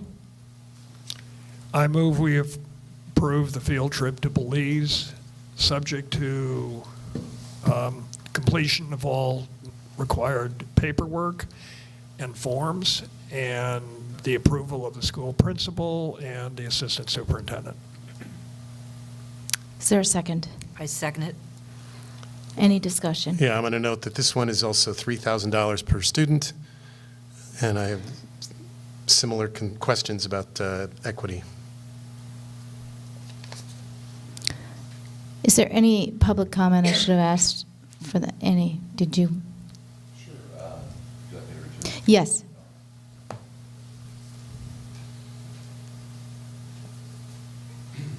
It would be great to empty out the school. I'd love to be able to have as many kids go on these programs every springtime and be able to say, look how many kids are going away. We reach out, we go to all the classes, we do Google Forms, we ask all the kids. Anybody who wants to participate can participate, just fill out the form. And I gather a lot of information, which I have online. Afterwards, and JC's been really good about this year. He's approached the foundation and he's asked for experiential learning grants, which we've gotten. And for example, for Pamplona this year, we have 3 students who are receiving scholarship money in order to go to Spain. I would love to have more money. I would love to have more kids going who are not necessarily those who would go. It's just a matter of trumpeting it really loudly and getting them encouraged to do it. A lot of them are just afraid to go. And so, yes, I'd love to work with somebody, anybody, to say, let's get more kids doing these type of programs. Thank you. Okay, we have a motion and a second. All those in favor, say aye. Aye. Aye. Okay, we have one final field trip to Olympic National Park, which we have talked about already. Item 17H. Okay, I move we approve the field trip to Olympic National Park, subject to completion of all required paperwork and forms, and the approval of the school principal and assistant superintendent. Is there a second? I second it. Discussion? Any further discussion on this motion? I did ask if any students had been denied access to this trip due to money, and the answer was no. Thank you for checking. All those in favor say aye. Aye. Aye. All right, thank you. Field trip discussion is over for the evening. I appreciate everyone participating and working on the process, getting our ducks in a row. It's all about the conversation. So thank you. I hope the kids have a great trip. Okay, we are back to not talking about field trips, and we're on item C, which is our public outreach update. And that's Dr. Yoshihara. All right, I'm going to get a little bit of background on regards to this and a little bit about D, because there is some connection and clarification around the roles of what we're using our strategists for, as well as the polling firm coming up for D. And then I'll invite Ms. Galoob up to talk a little bit. So as the board is aware, we recently approved a contract with Whitehurst Mosher as a strategist to help guide the district as we consider a revenue measure, and in particular a parcel tax. This does include everything from strategic advice to communication and public outreach. We're utilizing their services to help us prepare and place a measure, hopefully in the near future, with a very highest chance of success. In addition, the work that we do with them will help prepare us for polling and narrow the focus of what we really should test. And it was made clear to the board, but it's certainly worth underscoring that with all of the firms that we considered, polling was not part of their work. So polling is a separate piece of the work that works in conjunction with the firms, but not in lieu of them. So when we get into the polling piece next, their work will be separate. Really what they're going to be doing is specific to conducting essentially public opinion research, usually through the phone and or internet, through surveys. They take the temperature of the general voting population about any potential revenue measure, again, in this case, a parcel tax, and any elements that come from that. Specifically here, Whitehurst Mosher works with us and the polling firm, subject to the board's approval of that, to develop the poll and to analyze the results. Whitehurst Mosher will then take those results of the poll. Again, someone does the polling, but they provide the results, so Whitehurst Mosher will take those results, combine what we've learned thus far, and through the other channels they're going to do is the board, as you heard, the board will do some also surveys through specific stakeholders and make a recommendation to the district in regards to placing a measure at some future date. So I wanted to clarify that and provide some background, and then now invite Ms. Galoob up to talk a few slides with regards to the work done thus far and sort of next steps. So Jill, thank you for joining us tonight. Thank you. Thank you for having me.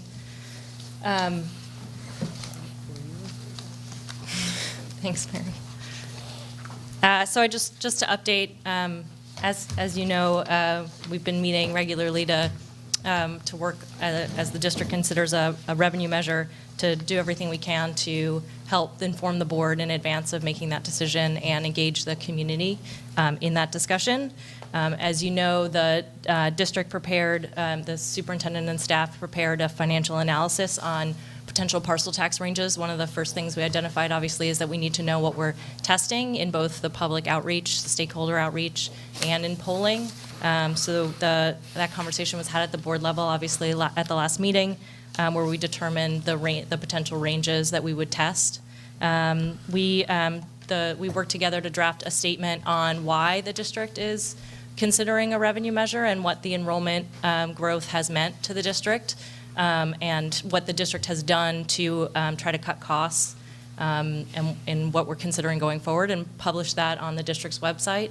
And the superintendent worked with the schools to push that material out to the parents. That information had an email address that people could utilize to send comments. So we've been tracking that. We've received about a dozen emails, maybe a little bit more than that so far. So we're going to keep an eye on that, and that will be part of what we report back at the end, so we can tell you sort of everything we've heard from every different channel. One of the other things we put together was an electoral review, which I can go over in a little bit, just to look at feeder school districts or overlapping districts that have had parcel or any kind of revenue measure in recent elections, to help inform the decision by the board. So I'll review that in a later slide. We've developed a stakeholder outreach plan, including identifying, we're in the process of almost finalizing a list of stakeholders. These are parents, teachers, community leaders, seniors, sort of from every part of the district, to conduct stakeholder outreach interviews. So for the board to sit down and meet with key community leaders and stakeholders and get their input on the district, how they see the district should handle the enrollment growth issue and the financial issues that the district is facing, and their thoughts on a potential parcel tax. As I said, we're in the final stages of that. We're just waiting for the principals to identify teachers and students who can participate in that process. We have a memo prepared for the board that explains exactly how that stakeholder outreach would be done, and we will work to assign each board member a number of those contacts, and then how that information will get processed back through our team so that we can compile it, as David said, along with the polling and some of the other feedback we're getting from the public. So stay tuned. That should come through. Hopefully, we're going to talk again tomorrow. We're hopeful we'll be able to get that to you this week because the goal is to complete the stakeholder outreach before the holiday break, so before the end of December. And as you know, the superintendent issued an RFQ for public opinion research. So that was conducted, and we're hopeful we'll be able to move ahead with polling at some point soon. And then just for what's upcoming for November, December, as I said, we're planning to conduct the stakeholder outreach and complete it by December 22nd. Select the public opinion research firm. As superintendent said, we will work with that firm to develop a survey that reflects the desire of the board to test certain ranges and other key elements of a potential ballot measure. We've discussed beginning outreach to some of the press and media in the community so that they are aware of what the district is looking at and why. And then to develop a plan for more extensive public outreach that would happen in the early next year. So that could include anything from town hall meetings to online, surveys or digital platforms for that would be like a broader level, right? So then we'll have done the stakeholder outreach, we'll have done the polling, and then this would be sort of a more broad communication from the district to the community at large.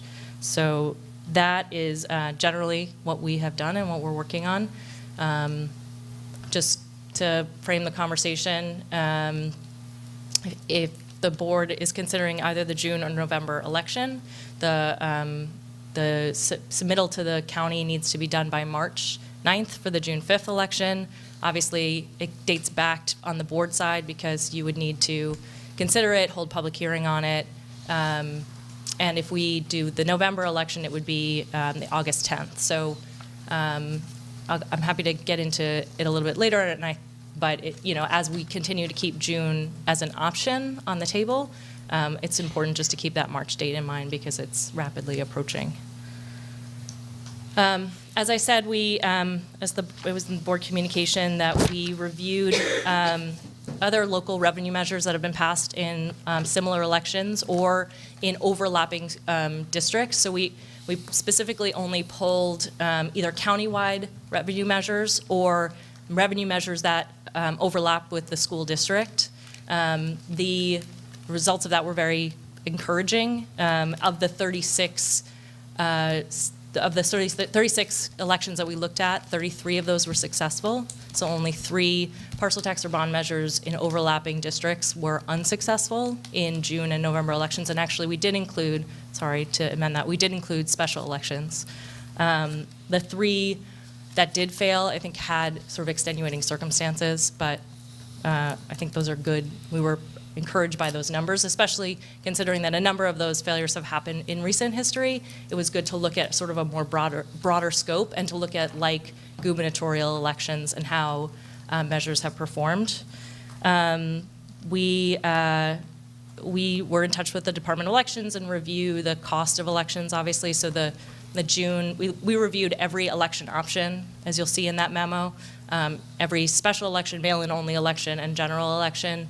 And obviously June and November elections, because they are, there's more on the ballot, they're significantly less cost to the district, as you can see from that plan. They also have much higher turnout. So I think something that will become more clear through the public opinion research is how much that impacts our vote. But we're looking at like a 60% turnout in a like November election and a 40% turnout in a like June election. So that's a big difference. And as you see in the June election, they tend to be more likely to be permanent absentee voters, older homeowners. So that does impact how they might perceive a ballot measure. And again, we'll learn more when we do the public opinion research. As I said, the lower, the lower turnout elections are more costly, but obviously increase the impact of parent votes. So we've seen a lot of school districts, particularly in our community, go out on smaller or special, what we would call special election ballots, where they're the only item on a local ballot and it's a mail-in only. So obviously that is significantly more costly to the district to pay for that election.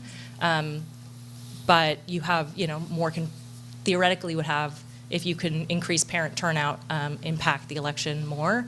After discussing that at length, the conclusion was to continue to focus on June and November instead, but obviously that's the board's decision. And as I concluded, I mean, we need to test both the June and November option in the public opinion research, the stakeholder outreach, and any public engagement we would do. And then, as I said, for the public opinion research, for all of these things, we would test what the boards will need to make decisions on as far if you decide to go ahead on a revenue measure. Obviously, at last meeting you discussed amounts, so I think what was concluded was to look at a renewal and 50% increase, or a renewal and 100% increase. So those numbers would be what was tested in the public opinion research.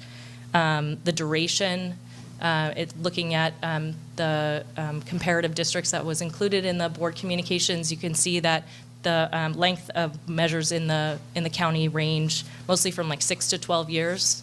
So we would likely be looking at something around 10 years, plus or minus 10 years, and we would want to discuss it with stakeholders and put it in the public opinion research to see how much of a difference that makes. On the escalator side, what we're seeing is anywhere from 0 to, obviously Lagunitas just passed one with 6.5%. So our recommendation is to look at something closer, that's tied closer to CPI. And that's what we've been discussing, but open to the, we obviously we can test something larger or smaller depending on the board's discretion. The ballot language, obviously what the community values in the school district, and that's a lot of what the stakeholder outreach is also including. What people see as the role of the school district and what they value and what they would be willing to, increase or renew a parcel tax at. So attracting and retaining quality teachers, obviously that came up here tonight, given that the cost of living is going up. It's getting harder and harder to keep good teachers, ranging from the types of programs that the school district is able to provide, and seeing what resonates, obviously, with the public. And then the last being, we would use the public opinion research tool to both test a June and a November electorate. So just testing a large enough universe of voters so that we can look at both how these different amounts would perform in June or November, and then that would help the district decide which ballot to go ahead with.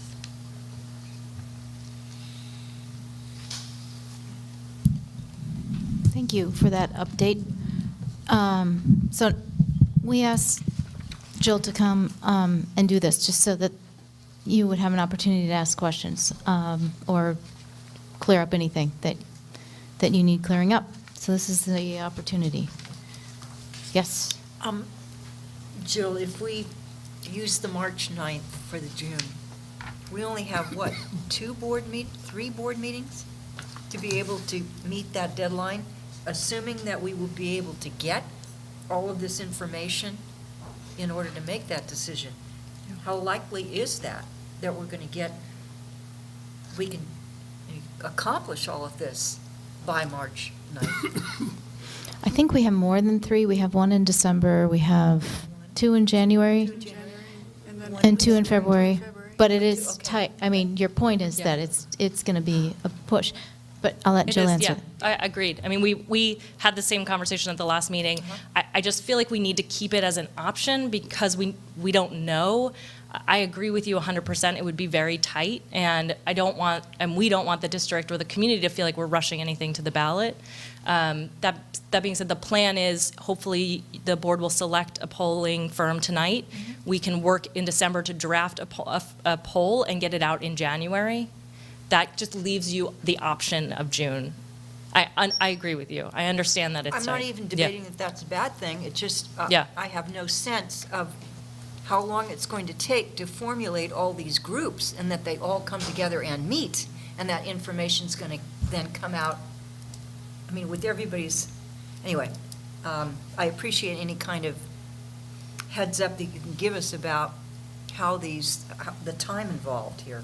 So the stakeholder outreach is one-on-one. We've identified about between 10 and 15 individuals that the board members would meet with to get feedback from, and we're hopeful that will be able to happen before the holiday break, so before the end of December. Each board member, I think we said, would have 2 or 3 that they would need to do on their own, and obviously any that can't be done by the board can be done by staff and our team combined. The public opinion research, we would have, again, it's definitely tight.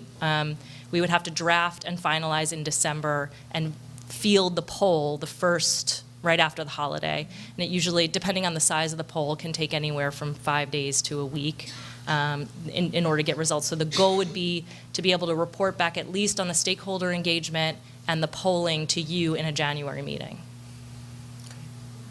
That helps. And that number, we're going to talk about it later, whether it be 600 or 800?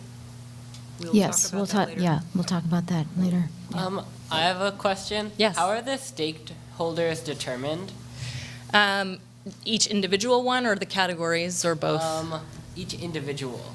So the board president, the superintendent, and I have been meeting, and I suggested categories, and they either worked with the principals to identify people, or in the case of the teachers, we went through the unions. In the case of business representative, we went through the chamber. Similar situation. So, thank you. Sure. Michael? Yeah. One question, one comment.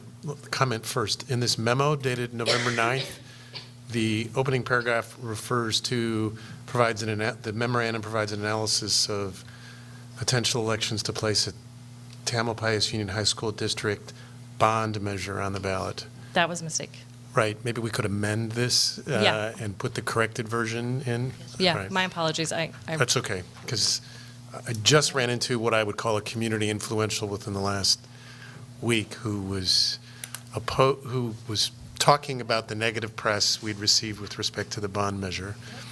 And then, of course, I took the opportunity to tell them about enrollment growth and the fact that we're focused on a parcel tax. Great. But anyway, second thing is there is an electoral situation that's going to exist in November that's not going to exist in June, which is that we're going to have 3 seats that are up, right? And that's not in your matrix. It's right? And I just wonder, what is your opinion with respect to how, maybe you're not ready to offer that yet, as to how that could play into having a parcel tax election in November? Yeah, and we've talked about that. We've gone around about that a few times. I mean, I think it's a factor, but it's not an overwhelmingly determining factor. If the polling came back and the stakeholder outreach came back with not a large difference between the two, then we can start to look at things like the timing and the board election. But I don't think we're there yet, and because I don't think it's enough to not consider it. Okay. Because we can't necessarily guarantee that every candidate, I mean, these are coveted positions, right? We're going to have. Yeah. We can't guarantee that, the throngs of people who are interested in running are all going to be supportive. See the envy in your eyes then. I would say 2 things. One is, hopefully what we put on the ballot and the ballot we put it on is good public policy and people will support it. And the second option is you could all just stay. Chuck agrees.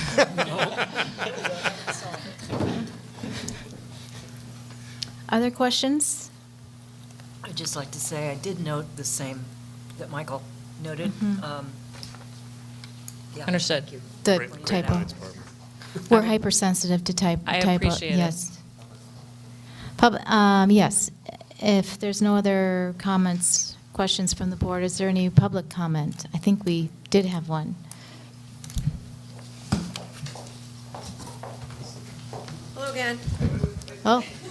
No, I'm going to Hi. start and get a couple extra seconds in. Okay, so just a few things in no particular order. Just a heads up, Measure A, Lagunitas, final results probably will be Wednesday. There's a lot of mail-in ballots always that get counted after the election. So they're in the green by about 30 votes, and so you'll see how that plays out.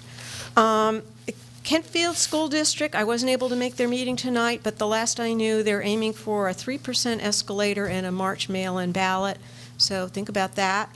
I heard that the kiddie tax is coming back again, the preschool tax, and that might be on the November 2018 ballot, so something else to be aware of. Another thing I'd mention is that I would still encourage you to test in your polling the 25% increase, because well, you're putting money into that. You're going to put in $30,000, $40,000 into Godby. And what happens if it turns out that people don't like 50% or 100%? Then you don't know where your threshold is. So it seems to me to be the conservative thing. You don't lose anything. It doesn't lock you into going with 25%, but you really ought to find out what the answer is. Then I had a couple of questions. One is, it says in the Whitehurst-Mosher memo that there's a grid in there about the pluses and the minuses of the various election dates, and one of them has the cryptic comment in the con column, all-male election could be used to advance arguments against the tax. I have no idea what that means, so if somebody could explain that, that would be awesome. And I'd also like to just know, I could go and call Dan Miller at the county, but it would be nice to know how many registered voters there are so that we understand what's the extra cost of $8 to $10 per voter if you do a mail-in ballot. And then finally, re-enrollment increase. It would be really great if you could provide a better explanation about why the enrollment is going up. I mean, I understand that there's the feeder schools and everything goes through the snake, but I also think it would be just interesting to get a better description of what's going on there. And I would also suggest perhaps that it might be worthwhile for the district to make more robust its monitoring of any people who are outside of the district. I know that what I've been told is that you ask for a proof of residency when they enter as freshmen, but I don't believe there's an annual or by the term process, and I think that would be, if people are going to be expected to pay more for enrollment, people would like to be reassured that they're actually in-district people. Thank you. Thank you, Mimi. Is there any other public comment on this item?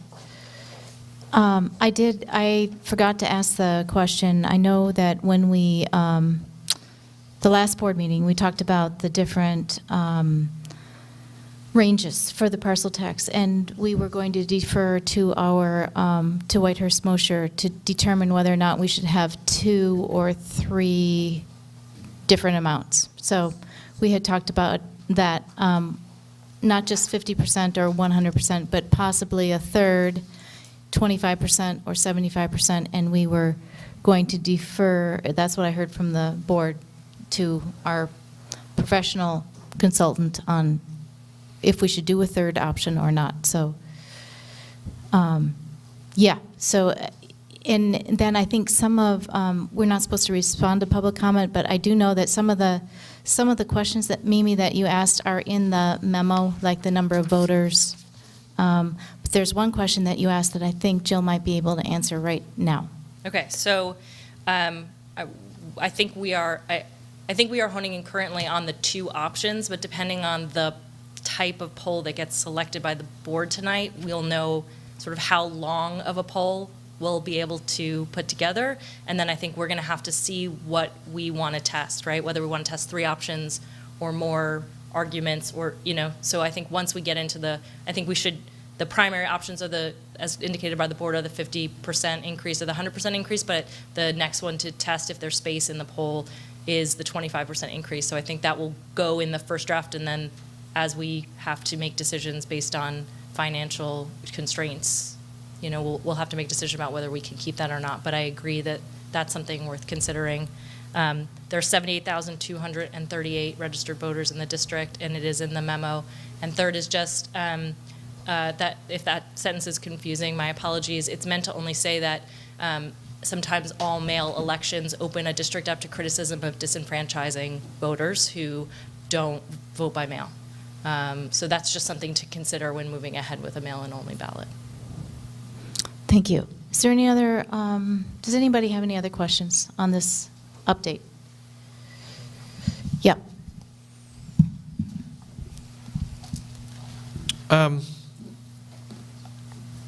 I think this question of June and November, without making it overly complicated, a June parcel tax, if successful, and if it's done in the manner that's an augment and sort of extend conversation, we would know the results shortly thereafter, June. And so the point being is that information would occur in the current fiscal year. And I have a meeting with Roy Givens at the county coming up to sort of determine when we can count the revenue. I know that was a question for the board.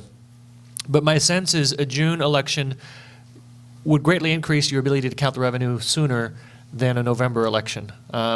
He had indicated that even with November, it's more complicated than it's on the surface. So he wanted to meet with me. So we're going to meet and talk about that. But you know, as you heard from teachers with more sharing of classrooms and certainly, you know, the conversations that the board had around the structural deficit, revenue in a parcel tax that arrives in June allows certainly an ability within, you know, it'll be tight for Daniel and myself to do, but certainly in that situation, you could count that revenue certainly much more quickly. At least that's my sense. And so that's something that for me, at least for the board to be aware of, is sort of the timing and fiscal year of when that occurs. And I'll know certainly more when I meet with Roy, I think in the next couple of weeks here, it's on my calendar. So certainly I'll keep you posted on that. That's something I'm thinking through. Okay, thank you, Jill, for coming and giving us the update. And we will look forward to getting our marching orders. Laura? Yes, so, sorry. Yeah, a question I have. One of the remarkable statistics in your letter is that in the June election of 2014, the age group 65 and above was 55%, and in the November election, it was only 45%. That's a significant change. How do those people tend to vote on parcel taxes to which they are not subject? I mean, they're not subject to it, so Yeah. if properly communicated, the hope would be that they would be more supportive. But do we know that? Do we know how the 65 and over demographic votes on parcel taxes from which they are exempt? They're more likely to be favorable on a parcel tax that they are exempt from. Okay. So it is in some ways, if communicated by an outside campaign properly or by the district itself, that would be an advantage. Yeah, I understand that they would be more inclined to vote for a parcel tax that they're not subject to. But are they more inclined to vote for a parcel tax than these other age groups? I would say when we poll, we'll know more, but generally speaking, higher turnout elections are more favorable to taxes. Younger voters are more likely to support taxes because they either don't pay them or because they are renters or because they're higher likelihood that they're renters or that it's ideological or they have kids in the school district as opposed to most 65 and up who don't have kids in the school district who are more likely to be on a fixed income. Okay, thank you. So just for the purpose of kind of adding to the record, we have in our agenda, we have a memo about enrollment comparisons, right? And so a little quick, since I attended a math class today at Drake, I was able to do a little bit of math.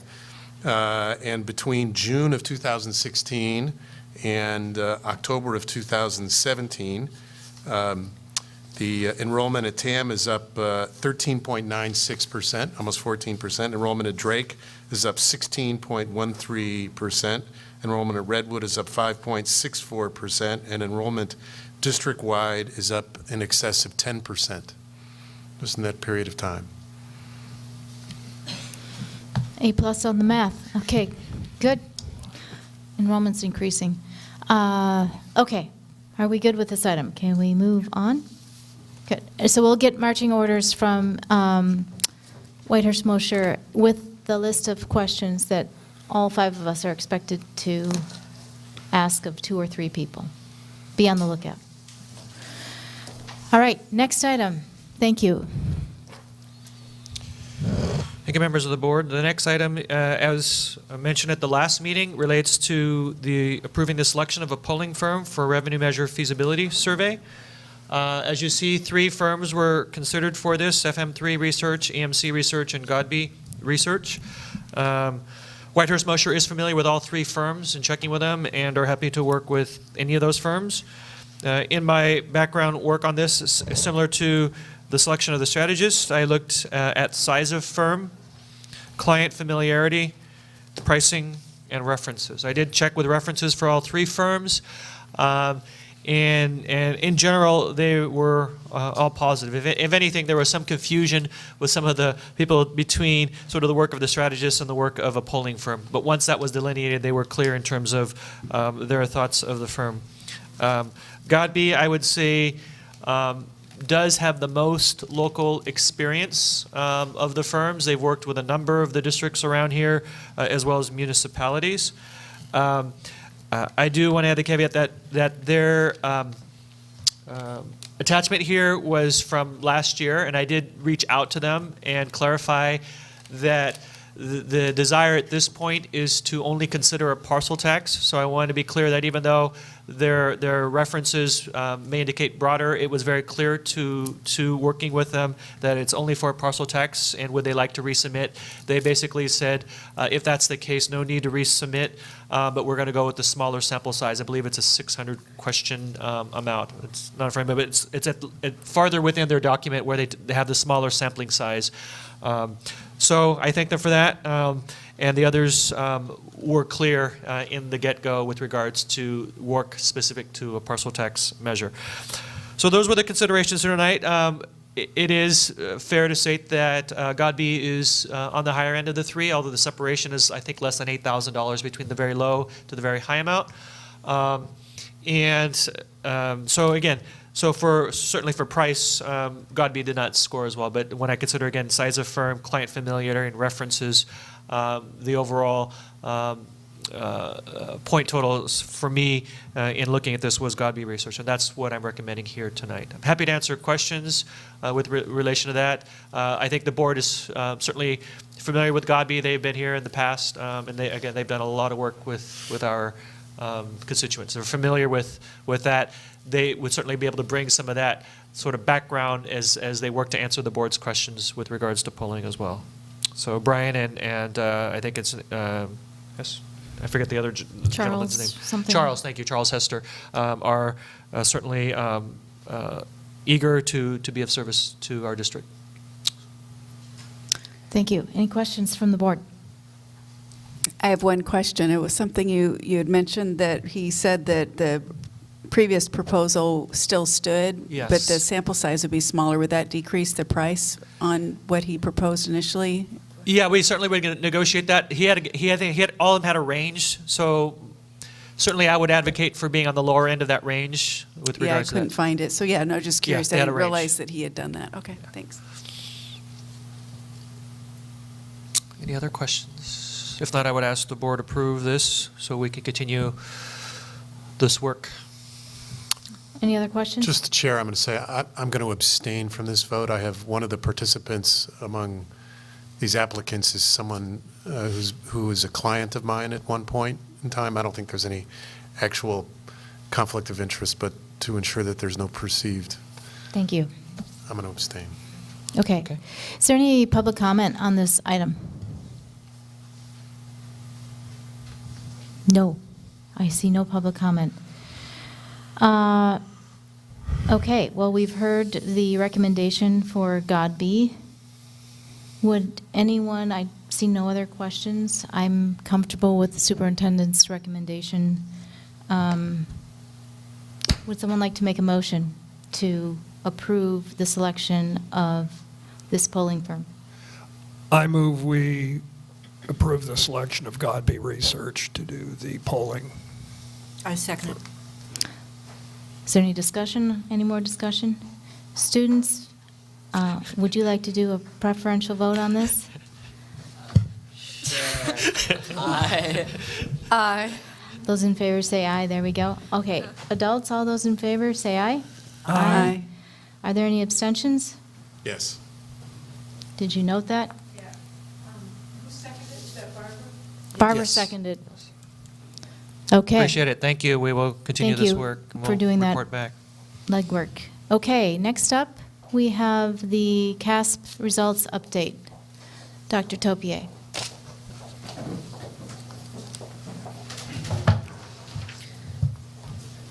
Good evening again. Oh, thanks, Mary. Can you pass this to Mary? So when I first presented the 2017 CASP results, we did not have comparative data at the time.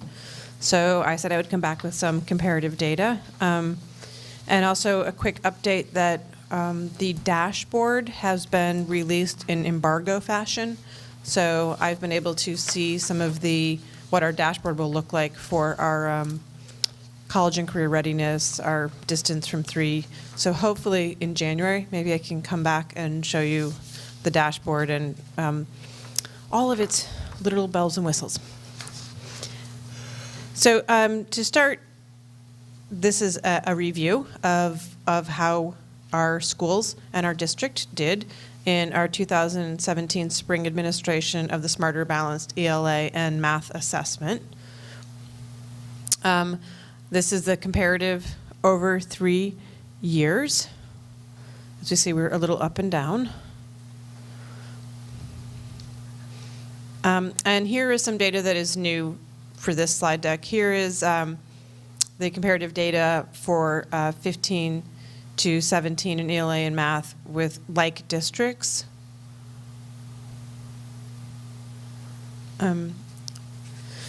So again, there's some other districts. I think one thing I pulled from this is other districts are also having some sort of ups and downs. I do know that Palo Alto does not have near the participation rate that we do. So that was an interesting piece there. I mean, last year their participation rate was significantly lower. I don't yet know how that plays into the fluctuation in assessments. The last two are unified too, right? The last two are also unified. Yes, but I pulled this from the 11th grade data.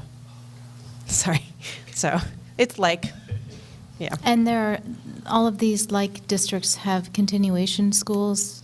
Those scores. They all have alternative schools. And some of their demographics are a little bit, they're different than ours. They have larger populations of certain students. But we use these groups because they're sort of the closest we can get to our demographics. Probably Akalani's is the closest. And I did want to note that I haven't dug sort of really, now I can dig really deeply in and look at the disaggregated data and all of that. And Michael did ask a question about, is this data granular enough for us to make true comparisons? And to some degree, the answer is no, it's not. It's one data point. What it can help us with is if we see another school trending up, particularly with certain student groups, to reach out and say, hey, what are you doing? What's going on? To look up what they're doing, to see what kind of success they're having. For some of our student population groups, our numbers are also so small, that 2 or 3 students will make a major change in a percentage score.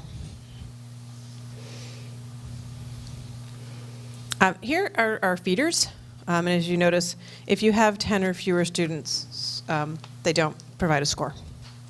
So that's why those little asterisks are there. But it is helpful, as I said, so our spring 2018 administration will be the first time we will have students who also took it in the 8th grade. So we'll actually be able to look at some longitudinal, see how students have done over time between 8th and 11th grade. And what that also indicates is they should have had Common Core curriculum for that length of time also.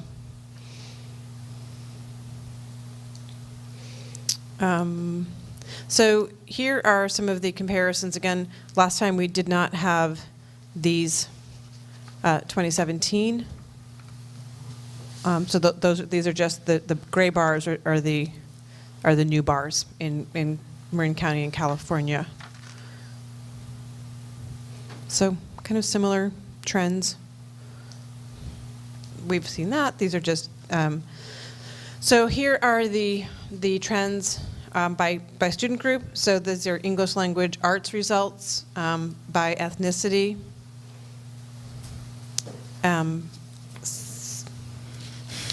So what I want to point out here is these are not by ethnicity. These are aggregate scores. I will break it out later.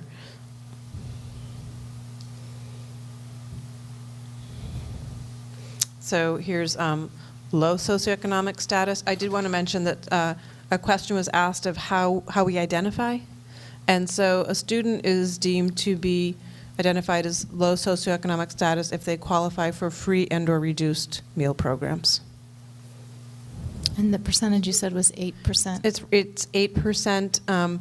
It might be slightly higher this year. We captured that in October, and I'm still waiting for some of the results. We did something a little differently this year, and that is we gave out the application to everybody, which was part of our equity work. What we had heard from various groups is if you give it, it's a net, not a filter.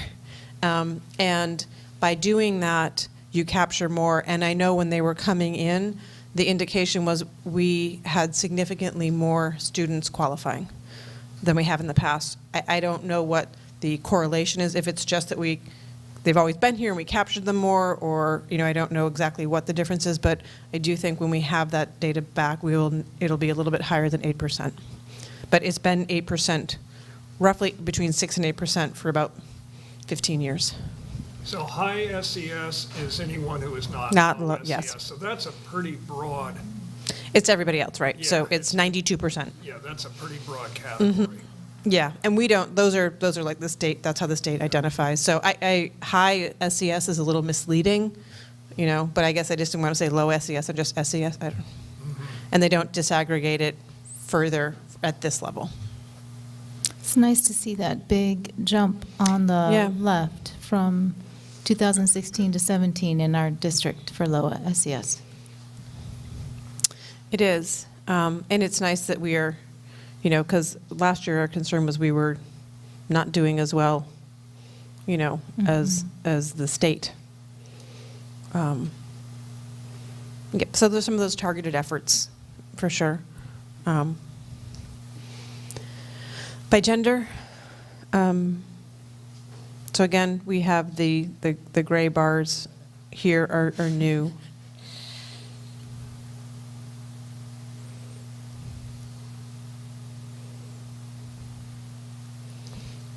And special education.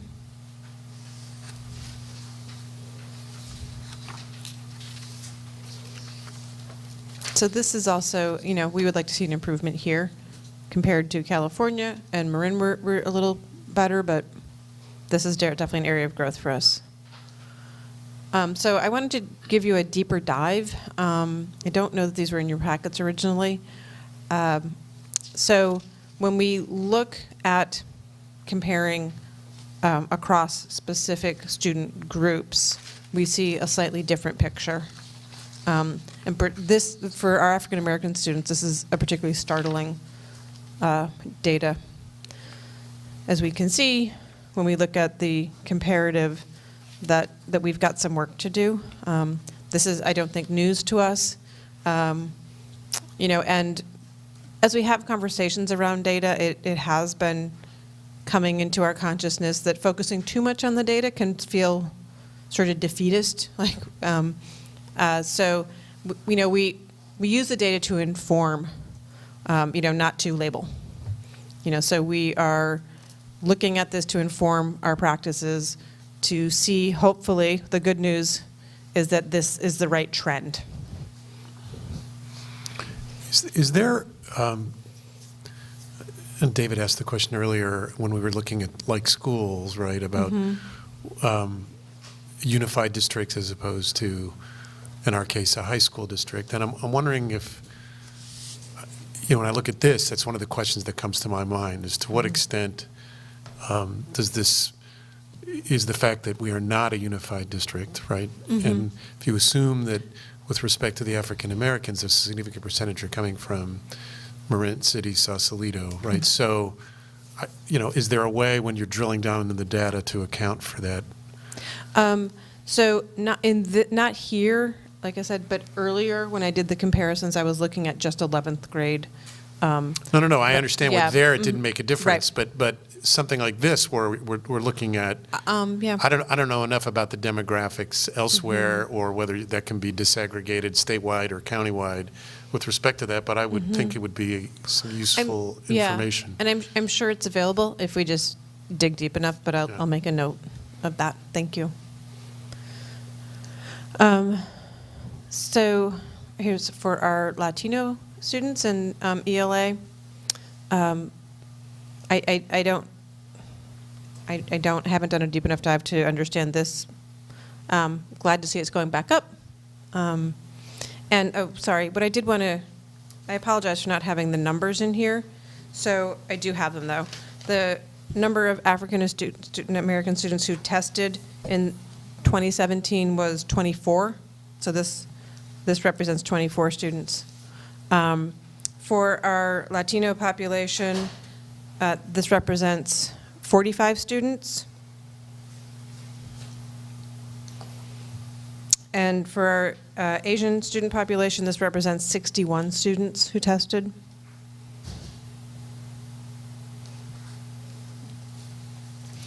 The other thing I want to point out is we are part of this. Right? So we are 11th graders in total make up about 34% of the Marin 11th grade score. So to some degree, we're comparing ourselves against ourselves. But that also includes, obviously, San Rafael and Novato. I'm glad you pointed that out. Yeah. Yeah.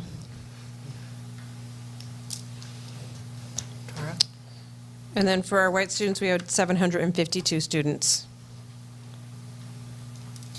test. For a total of, if I can read my handwriting, 1,026 students testing. Any correlations with attendance? Say it again, sorry. Are there any correlations with attendance? We have not done, I can tell you anecdotally, yes, but I haven't done an actual study to see what that is. Will we be able to find out eventually? Yeah. Thank you. Yeah. So, and these are the same set of data for our math scores. Again, the new information here are these last two gray bars.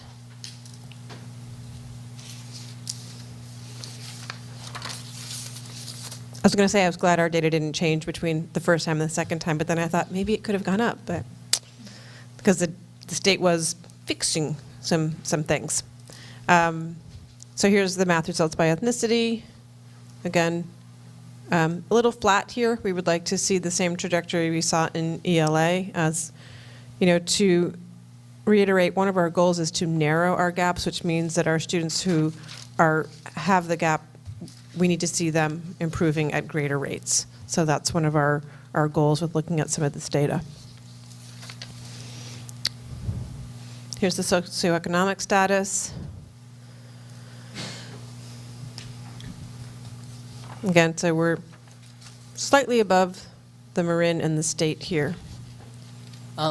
Yeah, Sorry. Jacob, no worries. Do you have any hypothesis on why the EAL score for low SES jumped so much, but the score in math did not for low SES students? It's a really good question. I don't have a hypothesis other than our students tend to score stronger in ELA in general. I also think our English language arts curriculum has been aligned to Common Core for a longer period of time. And I think that's not just us, I think our feeders too. The adoption of Common Core was sort of a narrower gap from what we were doing to Common Core in English than it was in math. So I do think that plays a role. So for students like yourself taking this, it was a transition, right? So you guys were caught in that sort of transition period between non-Common Core math and Common Core math. So we're still working out, so that's the reference I made earlier, that this year's juniors will be the first students who also took this test in 8th grade. So they will have had theoretically 4 years of Common Core curriculum. Okay, so I think I already did this one.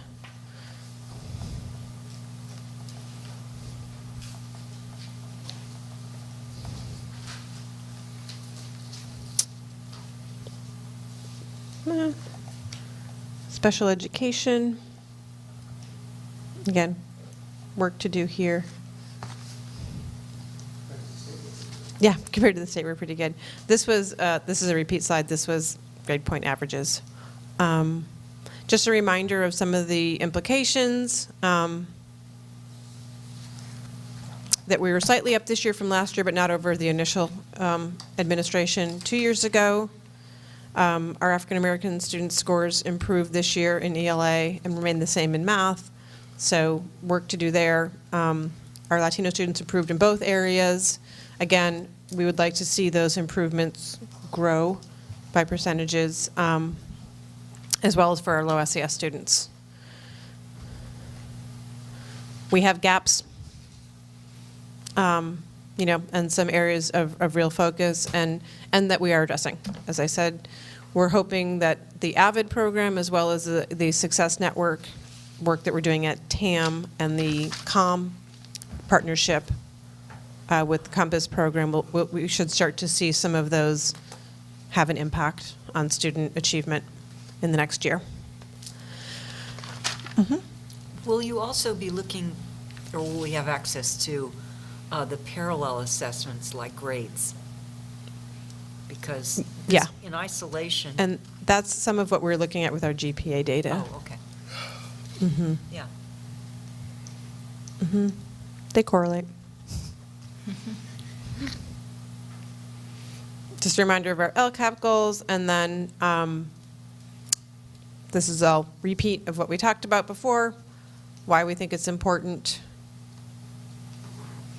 and just sharing some of this Retta Hammond work is the work that we're sharing with our teacher leaders, as well as our new teachers and our administrators. I've done a book study on her book about creating independent learners in more engaged and culturally responsive classrooms.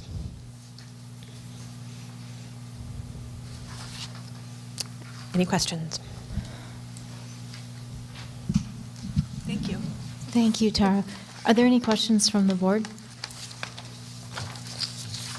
Barbara has a question. No, just not a question. Thank you. Thank you. Yeah, I wish it would all those achievement gaps would magically disappear. I know we're working hard on it. We're working on it. So, is there any public comment? Yes. Can you? I'm just wondering if we can speak a little bit about San Andreas scores.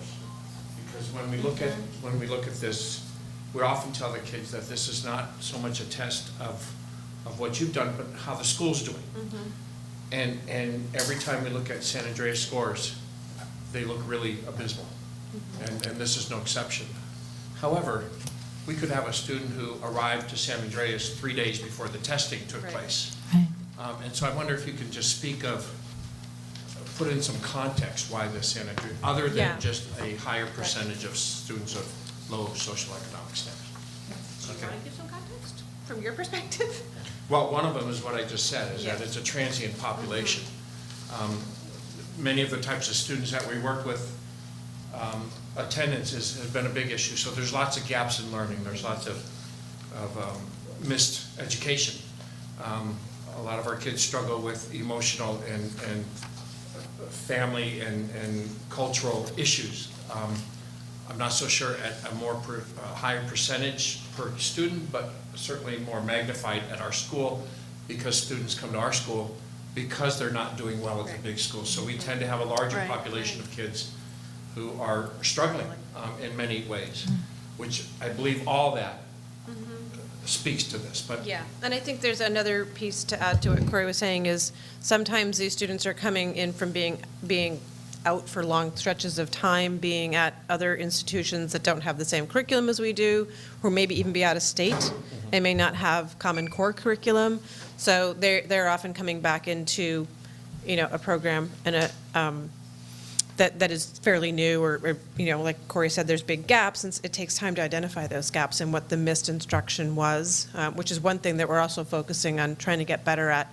I think it's also worth noting that standardized tests are not all that friendly to students with, they tend to come with high affective filters. So students who may struggle or may have sort of what we call student identity concerns, they don't see themselves as a strong student, or it's not, standardized tests tend to amplify those.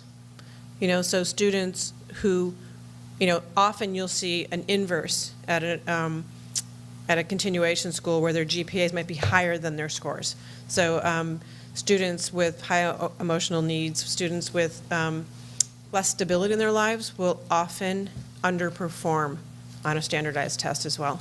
So to some degree, that has to be considered also.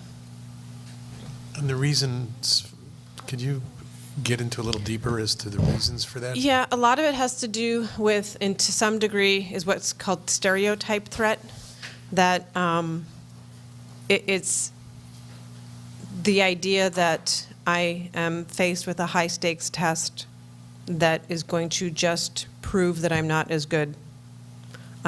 And psychologically, it's an interesting study. There's lots of studies you can read on it. One of the things we know works is if you don't ask people to identify their gender or their ethnicity or race before taking a test, actually improves scores for usually people who underperform.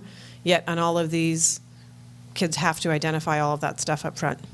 So in some ways, the test is set up in a fashion that doesn't promote success for historically kids who underperform. But it's part of that anxiety that comes with, am I going to is this test just going to prove that I'm not a good student? Does that make sense?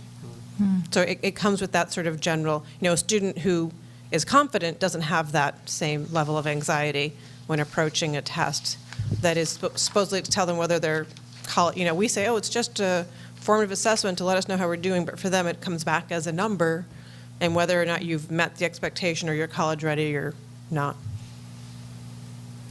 Can we just, in terms of implementation, can we tweak that part of where they fill in the bubbles and come back and have them do it after? A lot of it's pre-filled, but it's the front page. Because the new system. I will say San Andreas does a great job of doing it in small settings, so they do a lot to lower that affective filter.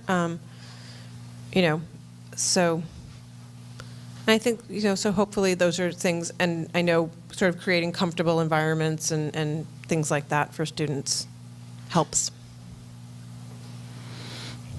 Also having them consider their assets before, asking them what strengths they bring to the space helps improve too. We'll try that.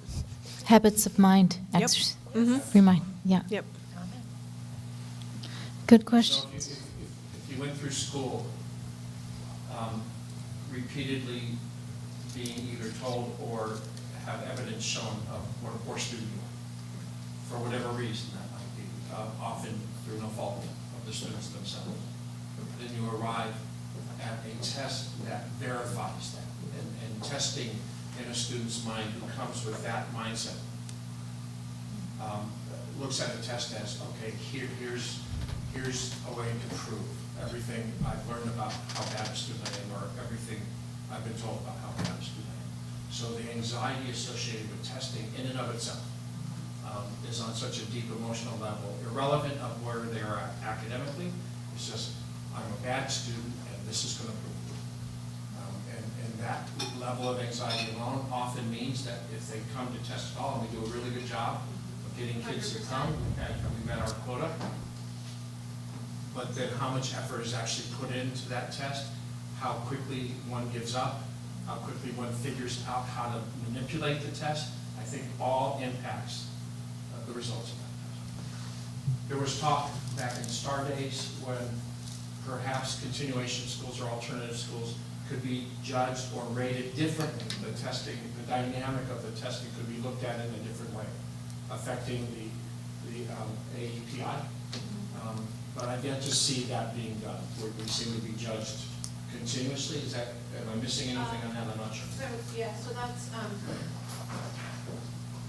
one thing that's different is that in the what they call the 5x5, so the graphic I shared last year, which is the big grid that goes from blue to red,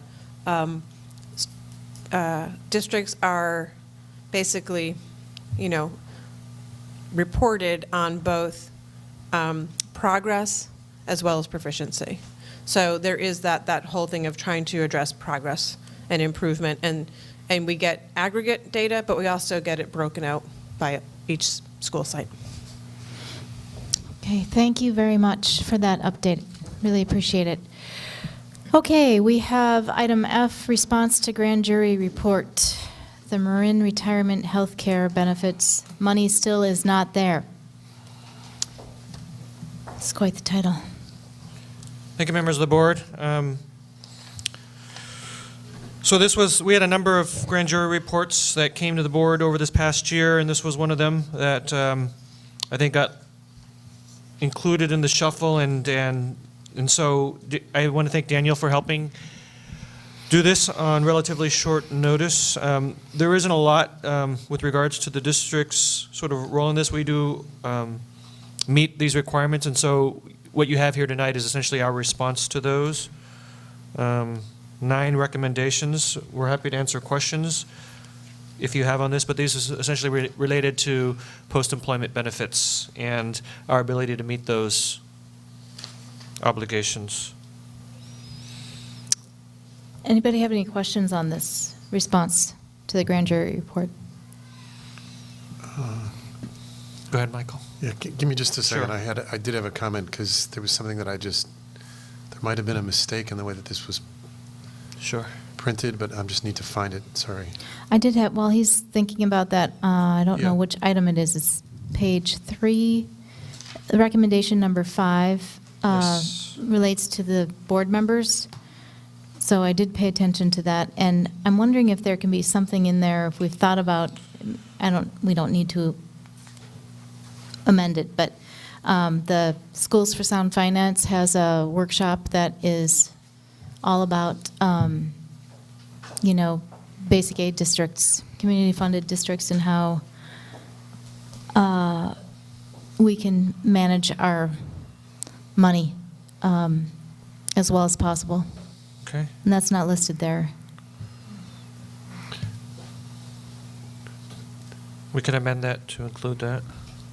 So tell me when you're done. I'm done. So I had on the recommendation number 9, page 4, district's response, the first long paragraph where it says classified employees who have attained age 50. Do you see that? Yeah. So I don't understand what that first sentence means. Classified employees who have attained age 50 and completed 15 years of district service by end of current fiscal year are eligible to retire and receive district paid health benefits after attaining age 55 and completing at least 10 years of district service. I have no idea what that means. Okay. If you're 50 and you've completed 15, then those seem like there's 2 sentences that have been combined. I don't understand them. Okay, so we can take a look at what that is. So I see what you're saying, though. So yeah, so the question is, yes, is it 2 statements or 1 statement? Classified employees who have attained age 50 and completed 15 years of district service by the end of the current fiscal year are eligible to retire and receive district-paid health benefits after attaining age 55 and completing at least 10 years of district service. So we'll verify with the contract how that should read. It just doesn't make sense. No. I agree. So we'll adjust that to what the contract says. My understanding is that should match contract language. This is all. Yeah, okay. I'm sure the contract makes eminent sense. So we will adjust that. Contract, well, I'll work with Yeah. I'm aware of what that should What it's saying. All right. Okay, so this is not an action item. I know that I need to sign it, so We'll make those changes. and then I'll come in and Yeah. sign it. Okay. Any other questions on this? No. All right. Any public comment on this? Nope. Okay, Thank you. thank you. Item G, Resolution 17-6. Now that we've got all of Dr. Topier's teaching and learning out of the way, it's time to get down to business now with these next few items.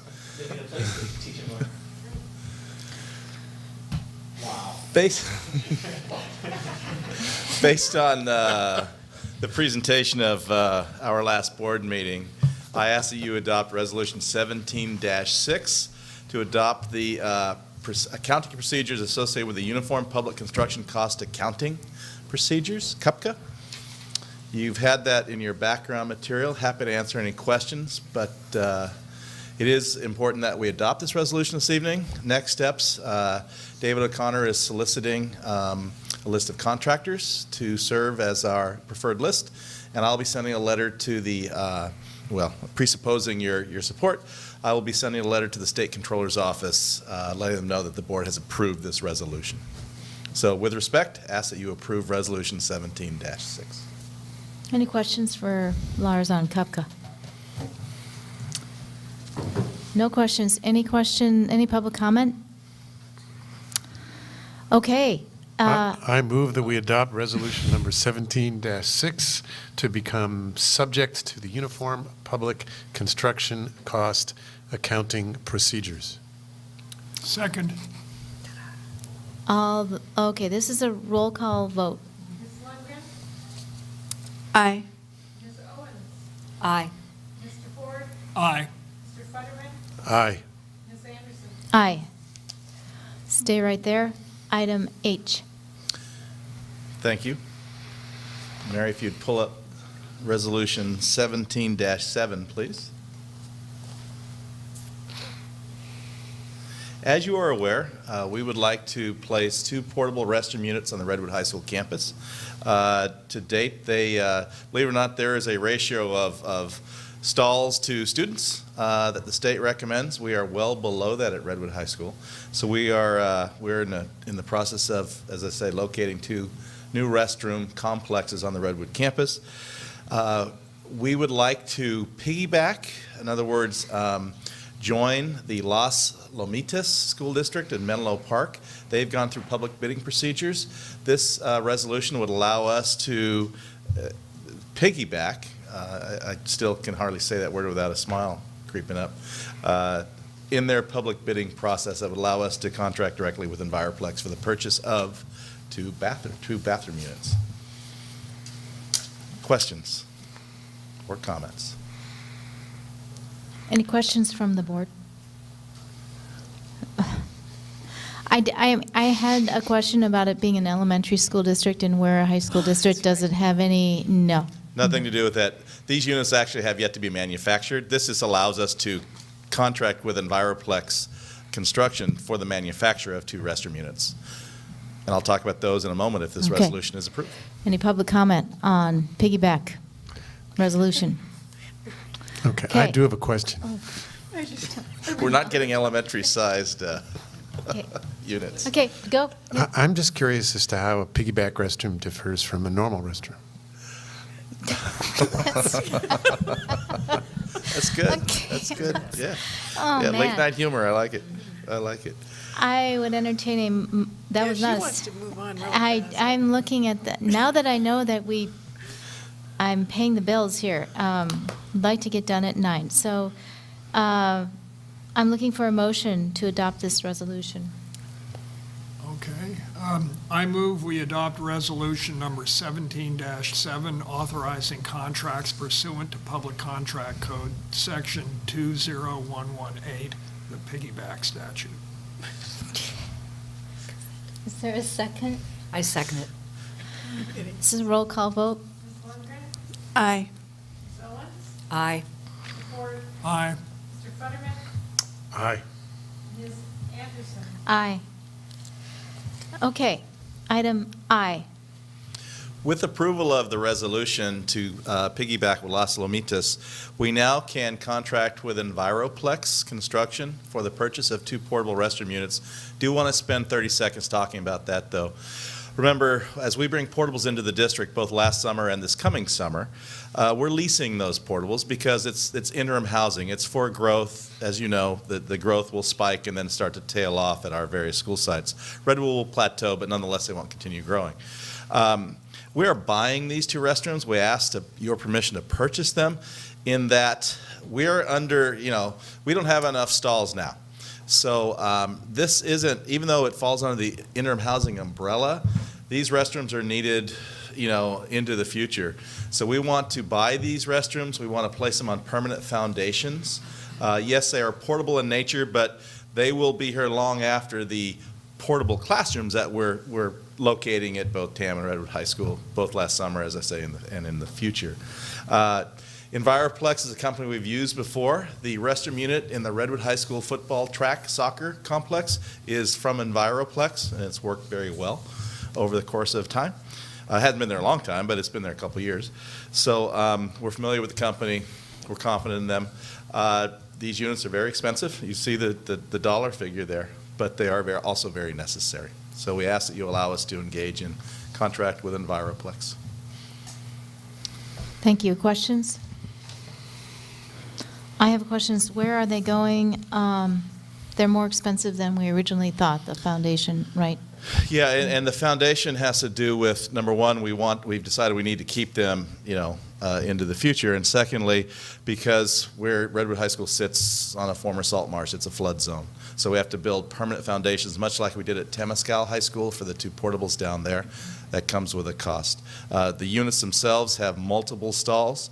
The first unit will be located, see, where am I? It'll be adjacent to the classroom building where the fire lane is, right over there, right outside. The other one will be adjacent to the baseball field and the other portable housing units that are there now, and more are going in. So it'll be down in that area off that blacktop. And how many units per portable? David, is there 8? Stalls, I should say. I believe. One on George will be 8 toilets. It'll be primarily unisex and female use. That's where the demand is. Okay. And the other will be 8 as well, but it'll be male and female and soft. Okay. Gender neutral. Gender neutral, though, and they are gender neutral, but there is a shortage of female restrooms on the Redwood High School campus. Right now, and I'm not exaggerating, if you come during break time at Redwood, you'll see a line, almost like you're at a movie theater or concert, coming out of the women's restroom. Too bad Violet's not here. I'm sure she would have chimed in on that.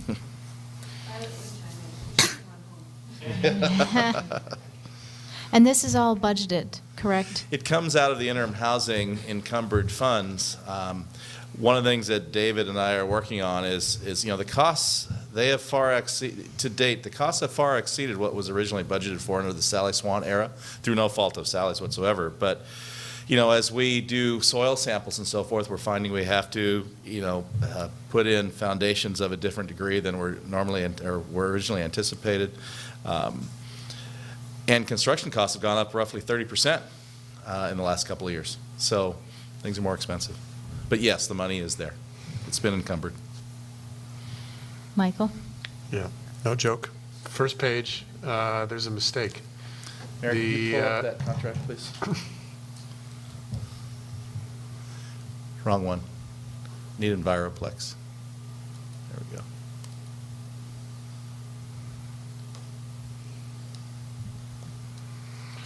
So if you scroll down to the bottom of the page, these recitals, which the very last recital refers to the fact that in January of 2015, the district awarded the contract to Enviroplex. The district is defined in this document as our district, so we didn't. So You're this right. should state the Las Lomitas Elementary School District awarded the contract. We'll to fix that. Enviroplex. We'll definitely fix that. Thank you for picking that up. Thank you, Mary, for pulling that up. We'll have the attorney refund you. I also have a question. For the unisex bathrooms, are those for student use? Yes. Okay. Yeah, they are. Yeah, on Doherty, the restroom unit over there, I won't say a staff member will never go in there, but that is solely a student facility. The restroom that'll be adjacent to the baseball field and the other portables, that will also have a separate staff accommodation. That just brings up an issue at Drake. We currently don't have a unisex bathroom for students. Because we do have female bathrooms and male bathrooms, and if you identify as female, you can use the female bathroom, but it does leave students who are gender fluid or gender neutral sort of in a place where they feel they don't identify as female or male, and they don't really feel like they have a bathroom they can use. Could I ask you to please send me an email tomorrow so it doesn't fall off my radar, and we'll talk about that as a district, and we'll fix that. Not just because ethically we should, but we're also required to do that. So thank you for the heads up. But if you can just send me a little reminder, I'd appreciate it. Yeah, definitely. Any other questions? Is there any public comment on this item? Okay, so then I would like a motion to approve this contract with Enviroplex.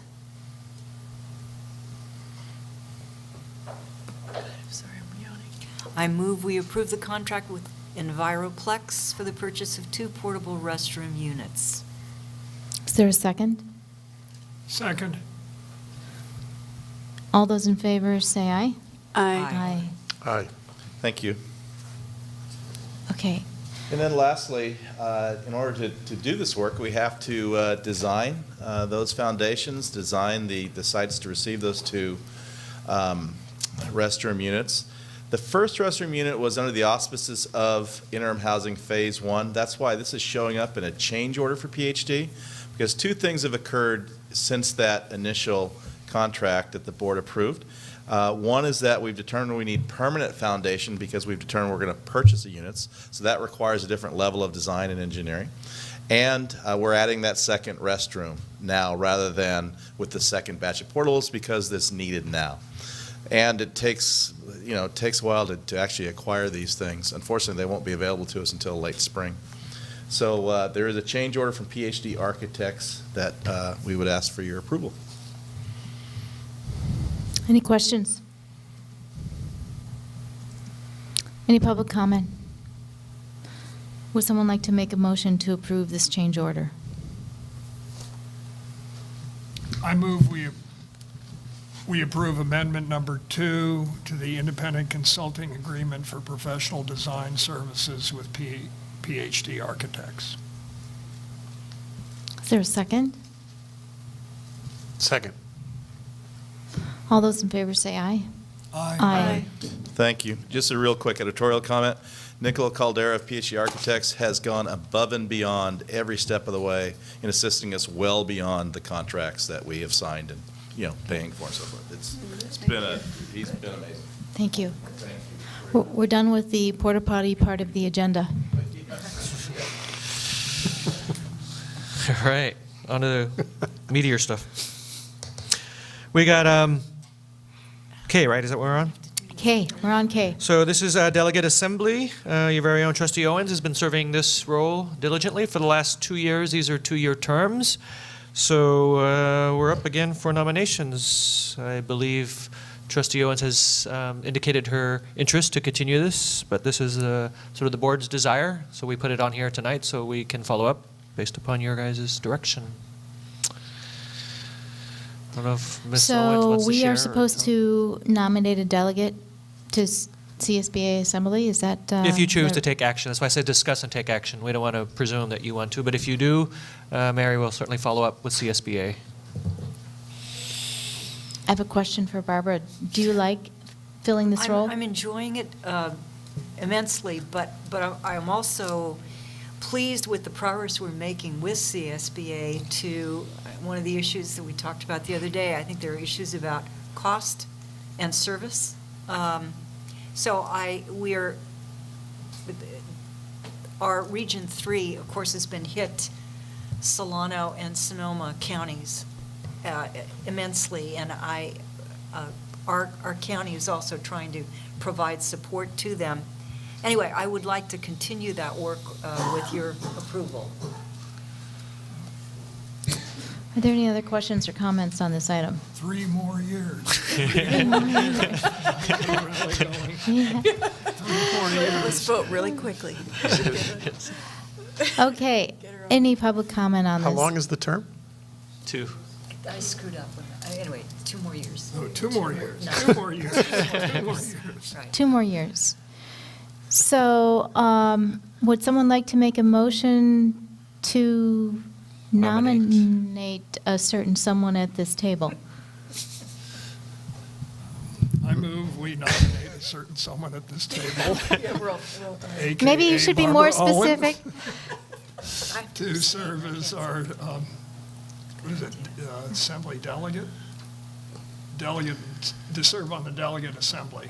You could do better than this, Chuck. You know, it should be the great Tamalpais Union High School District wishes to nominate our favorite daughter, Barbara Owens. Oh, man, bunch of clowns. Can someone just second serve. the motion? As delegate. I second the motion. She's moving us along here. Tamalpais. For 3 more years. I think Barbara has to abstain. All those in favor, say aye. Aye. Okay, there you go. Thank you. Fill out your forms, Barbara, and then there we go. All right, we still have a little bit more Few to more. plow through. So L. we got some BPs here tonight. We'll quickly move through this. Dr. Topier is here as well, who's certainly been involved in these educational ones. So you're used to these, first readings. If you have any questions, we're happy to entertain them. If not, we will bring them back. You're eliminating most things, so that, Yes, that's elimination. fairly- We will still Lots of bring red back. Lots of red lines. Yeah. There's, Okay, so anybody have any questions on any of those? No. All right, so we got through N. Thank you, yep. Dr. Yoshihara. Now we're on to items we pulled off of consent. 17C is purchase orders, and we pulled that because Chuck has to abstain. I'm going to abstain, but I do want to note that I too know a little math. That we had $1,009,559 in non-public school placements, including $205,000 to one school. Yep. And then another $700,000 to the MCOE, totaling $1.7 million, which is about 2/3 of what we're spending 6 or 7 years ago on special ed. 1 month. Yeah. It's painful, but mandatory. Nothing we can do. Okay, any other comments on this purchase order item? If not, then I need a motion to approve the purchase order. Everyone's yawning. We're all really tired. I move we approve the purchase orders. Is there a second? I second it. Corey, oh, I'm sorry, Corey. I remember when the CEC, the new CEC at Tamascale, part of the decision to do that was the cost savings to the district. And I'm just wondering if there's been any look at that yet, given the fact that we're still spending this kind of money on special ed out of district or private school placement. Has that indeed helped? Has it not? Have we met the goal expected? Or is it too soon to tell? I'm just curious. Well, I would think those students who are in the CEC this year, who were not in the district last year, constitute a saving. Yeah. And that's what it was I don't know based how on. many that is. So Corey, No specific dollar figures yet, but we do have a number of students in that CEC who would have been placed, other than our school district. Remember that, though, year one, startup costs of placement of the portable foundation, hiring of the teacher, the PARA, and so forth. So there were some startup costs, but we will calculate and do certainly anticipate a savings. And you will get back to us. Yeah. Good question. Sorry, I didn't see you waving over there. I have a delirious board up here, so I'm just trying to get us out the door. Okay, so we have a motion and a second. All those in favor say aye. Aye. Aye. Are there any abstentions? Yes, abstain. Got that. Okay, that motion carried. we did E, F, G, and H. We're on I. This is the contract with Community Media Center of Marin. That's me. I pulled it. I wanted to know how the video recordings are going, how we think they're going. We did see, I think Michael asked, and I got copied on this, so I saw the data, but maybe Dr. Yoshihara, you could share with us the traffic on our video recordings. Well, I don't remember the specifics. We do have a tracker on each of the videos that have been posted, and I think they vary from a low of 17-ish to a high of around 90, with an average, I think, of around 44-ish views. Michael says no. Well, I asked the question, Yeah. so I'm looking at your email, David, so I have the advantage. Thank you. So the report indicates, I think the report ought to be published maybe in the, as Communication at the or next meeting, right. But the report indicates that the first videos were for a board meeting in November of 2016. And we started out with 42. And there, it looks like there's roughly 20 or 24 videos. Our average is 26.68 views per video. And we had a high for our September 12th, 2017 meeting. I have no idea what we were doing on that day, but of 91. So that was particularly.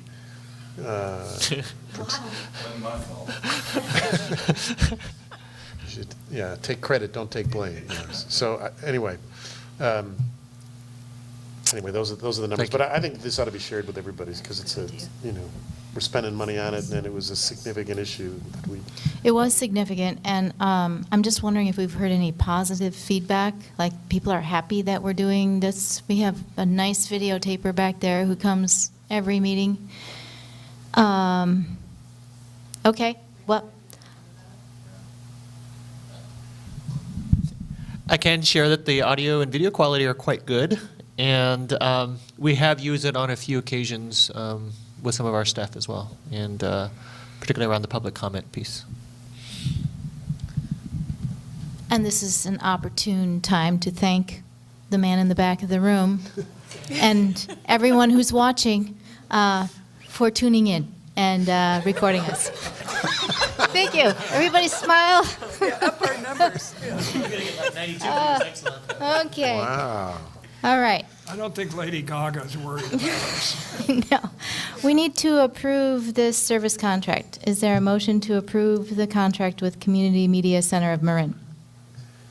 So moved. Is there a second? Second. All those in favor say aye. Aye. Aye. Okay, we have two more. We can get it done. J, MOU for Marin County School to Career Partnership. My question was, who serves in that capacity? Does anybody know, Tara or Lars? Do you know? Who serves in the capacity of the school to career liaison? Is that one person, or is there one at each site? It's one person, and of course you asked us, and I can't remember. Greg Davidson. Yeah, thank you.